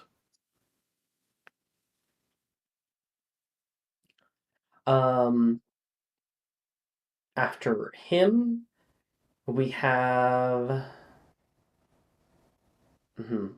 Arnesia. Arnesia comes forward, and she looks over toward the thing. She puts her hand out to kind of poke it. Don't touch it! I don't know what it does. She says no, yeah. She puts her hand out toward it, and the moment that she gets close enough to touch, it will finally take shape, take form. And plopping in front of her, Arnesia looks into a mirror. She can see Arnesia. But this Arnesia is clad in Quidditch robes and stuff like that. Arnesia kind of goes to push something behind her ear, and so does the other one. She puts her hand forward, and the other one also puts her hand forward. And their hands will just slightly kind of touch. That's so weird. I can feel, and then you can see one finger break to the side. Whoa! She'll take a step back, and Arnesia, the mimic of her, will look at herself, and her arm will break uncontrollably. Her leg too. Ah! And you can hear her scream, Arnesia, oh, ridiculous! She'll cast.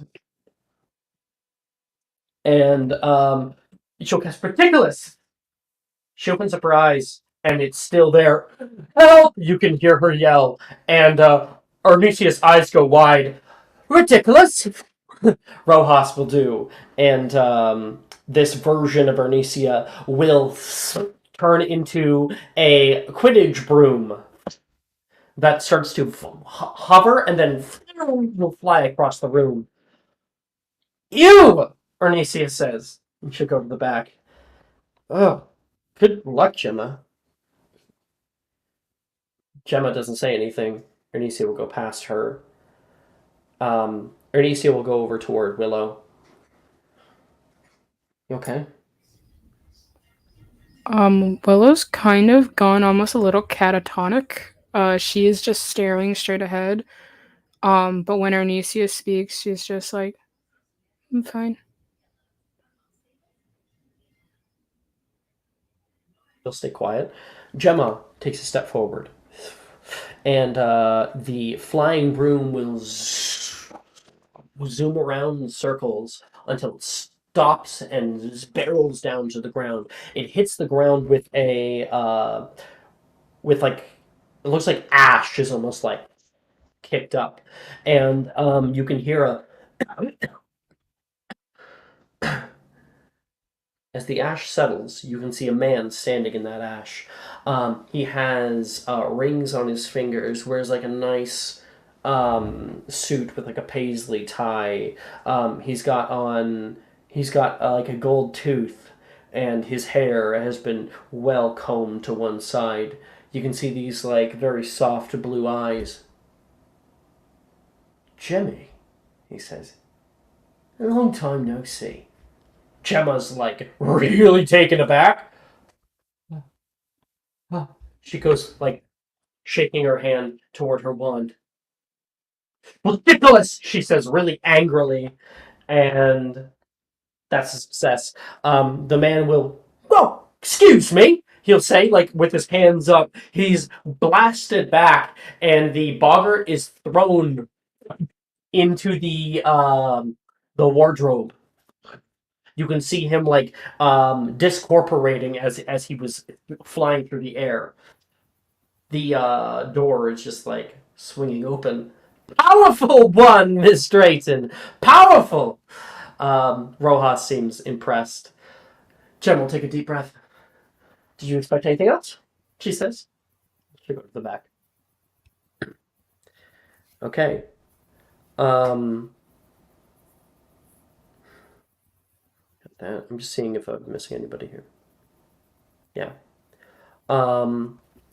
Lilith. You're standing next to Drusilla. I guess I'm going first. You're better than me. What did you say? You're better than me. I already know what's gonna come out of there when I step up there. Drusilla will take a step forward, calmly. She will kind of grab your arm for a moment, give it a squeeze, and walk forward. Ready to face our fears, right, Professor? That's what this class is all about. And Drusilla will stare off toward the wardrobe, and you can see darkness begins to billow out of the wardrobe. It settles on the ground like smoke, gathering and softly wafting toward her. She has her wand at the ready, and you can see bats will fly nearby. She casts a spell toward them, and they will turn into birds like ravens. But the darkness is still there. You can see you can hear like a sort of hiss in the air. She points her wand to the right, and out of the darkness, something rises. You can see a man with blood that is just dripping off of the mouth and down the like over the face, down the chest here, wearing long flowing robes, and you can see him wipe one toward her, and she will flick her one toward him. That's a success.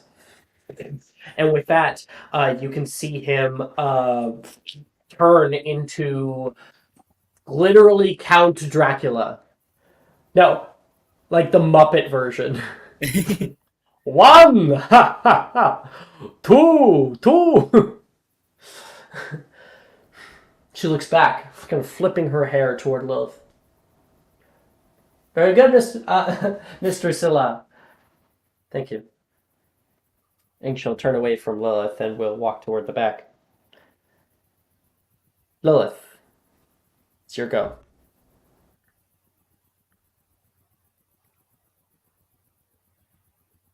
I sent you something. Oh, you sent me something? Okay. Yes. What was Janice's again? We haven't done her yet. Oh.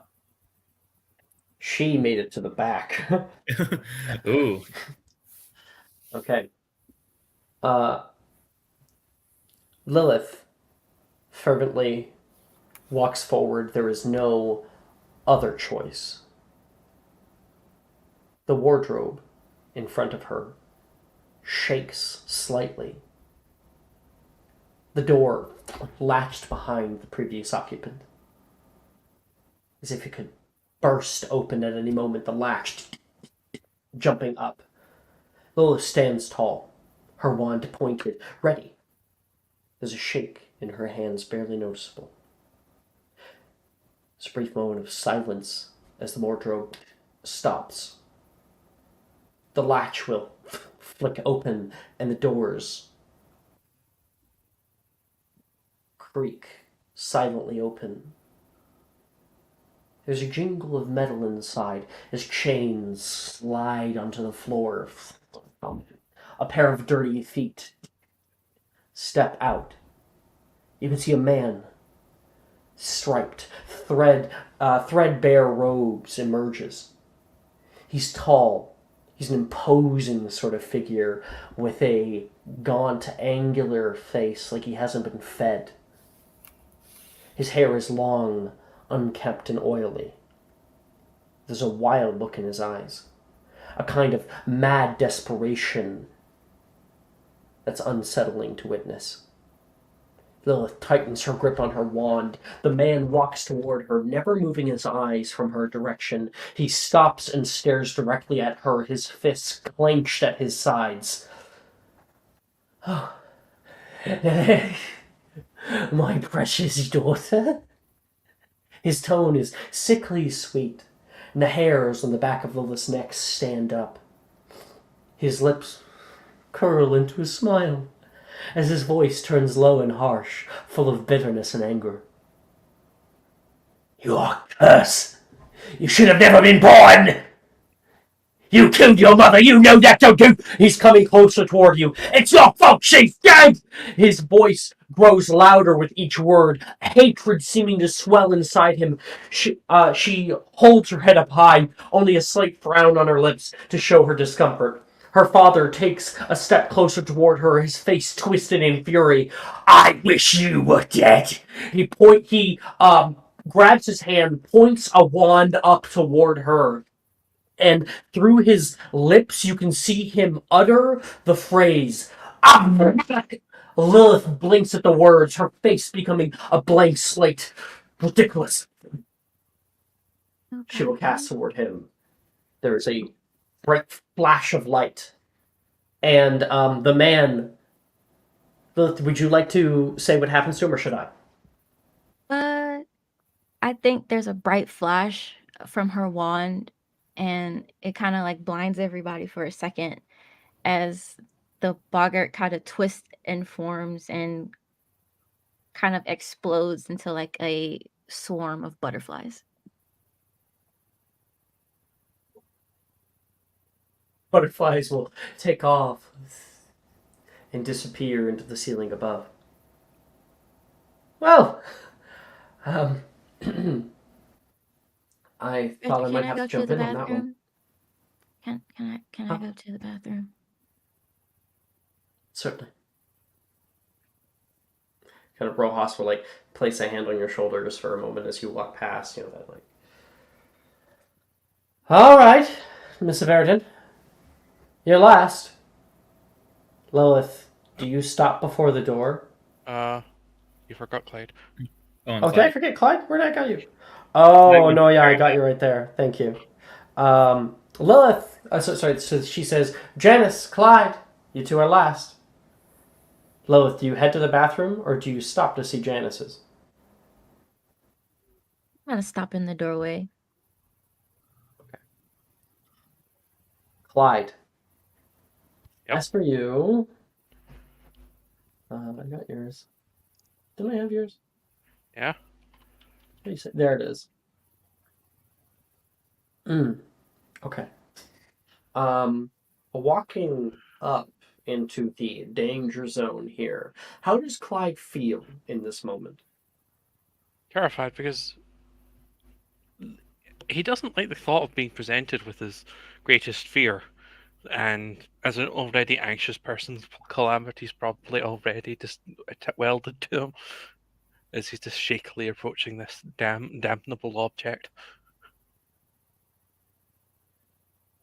Out of the ceiling, butterflies still flutter, and as you come closer, They begin to form down.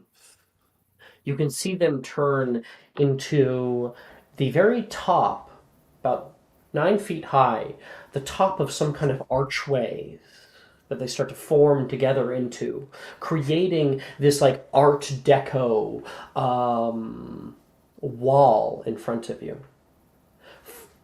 It seems to be canvas, and from the bottom you can see a painting start to form. The archway itself is built beautifully with high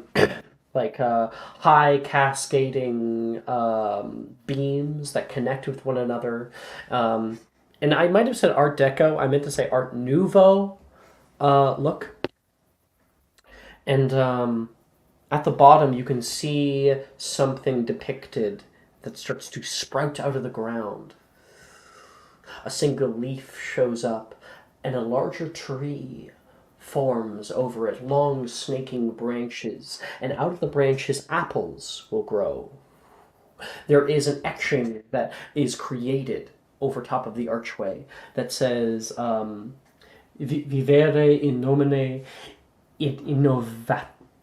innovatonis et oblivione mori. Did my best.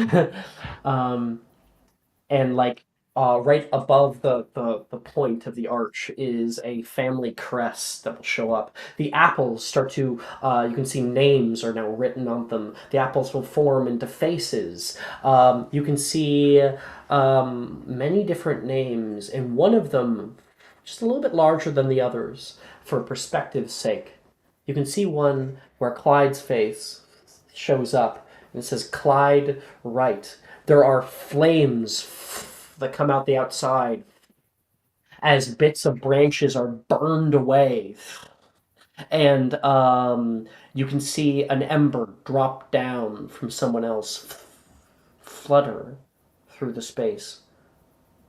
Everyone in the tree turns toward Clyde's portrait, and the ember will settle on top of Clyde. Clyde, you look at it. You try to blow it out, which only makes it grow larger, and your space where you are will burn up and burn away.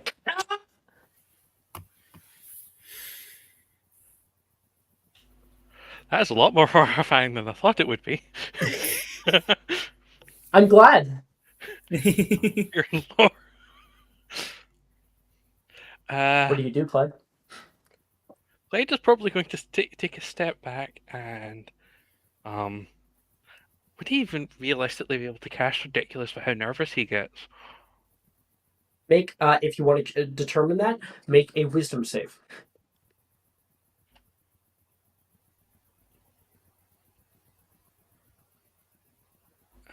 Saving throws wisdom? Uh-huh. 11.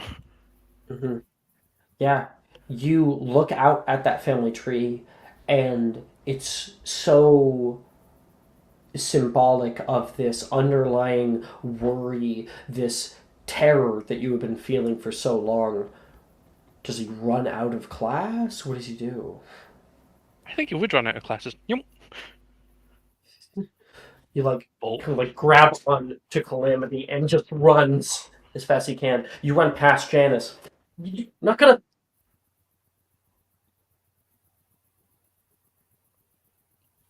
All right.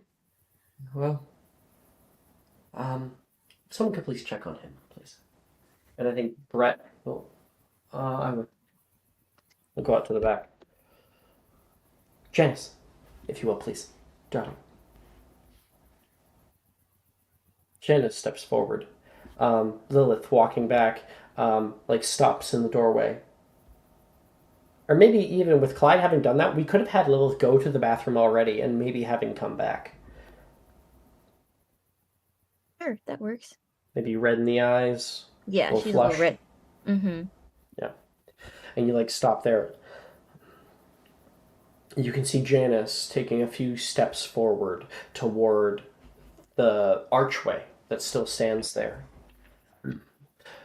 As she steps forward, the archway will change. The the words will wipe over top of it. The tree, the apples all fall out of it. And you can see new names show up. And out of one of the apples that starts to grow, a hand pushes through the canvas. It's shaking lightly. It grabs on and rips its way down, the canvas tearing. She takes one step back, and you can see a man. I'm okay. I mean, he flicks his head to the side and flicks his tongue out. His eye kind of twitches. Oh, you're here. He'll put his hand out toward Janice with like a smile. He looks deranged. You can see he wears a trench coat with underneath torn clothing. His arm is entirely torn up, and with the torn clothing you can see as he puts his hand out toward her a tattoo of the dark mark right here that is somewhat burned on it. He puts his wand out toward her. She like, ridiculous. She is really affected by this. Lilith, make a history of magic check at advantage. Well, I get to do that anyways. Double advantage. Just kidding. 16? You are the only one to know who this is. Maybe Willow. Willow may make one. But I will also make this at advantage for the same reason. You said history of magic, right? Yeah. Nat 20. 20. I'll give pass points to Slytherin. Okay. You guys both know who this is. This is somebody who it's not likely for students to know them. This is Barty Crouch Jr., who murdered his father many years ago and was instrumental in bringing about the Dark Lord. She casts Ridiculous out at him. That's a fucking natural 20. And he gets blown back through the archway, that the archway will disappear at that. And on the other side of the archway is that wardrobe. He hits into the wardrobe slams, and Rojas rushes over and will lock it. Thank you, everybody! Thank you! You've all done so great today! We faced our fears together. Defense is about coming together as a group, being there for each other. This class may be difficult to handle, but it's important. And she goes off on her like little rant about boggarts and about the way that we handle fear. And with that, the bell will ring. She announces that there's going to be an essay on this, and everybody will make their way down to lunch. Actually, it's not even lunch. It is fucking nighttime. It is time for bed. People are going to the common rooms. Janice kind of stands there for a moment, breathing heavily, and then she will turn around to leave with the rest of you. And Lilith, you're standing there wondering. She looks toward you, will kind of look you up and down, and then leave past.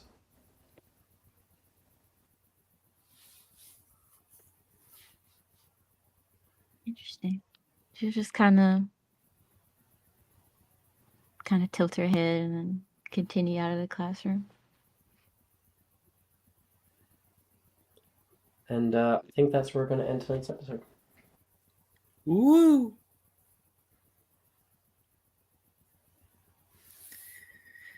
Thank you, everybody, for the fears. able to get everybody's deepest, terriblest fears. We all got to see a hidden side of each other as well as some of the NPCs. I think the darkest fear was Bertrand's. I think it's actually Logan's. So going down for the ones that we missed, Macy's fear is getting fat and bloated. Like I'm talking like really fucking big, like abnormally large. Rin's is pimples and boils. Delilah's, you end up seeing a certain person's death. Juniper's is ladybugs, swarms of ladybugs. Reese is a man with dark hair and a long beard tied into a braid that has long fingernails.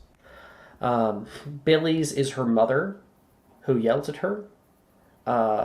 Taylor's is a wand snapping. Levi's is rats. Darcy is two adult men slinging harsh words and walking away. Sam's is swimming with fish, which is my fear. Sally's is expectations, and Sadie is spiders. Ooh. We'll end the broadcast there. Thanks, guys, for watching. Yeah. Bye-bye, stream. Thanks Bye. everyone for watching.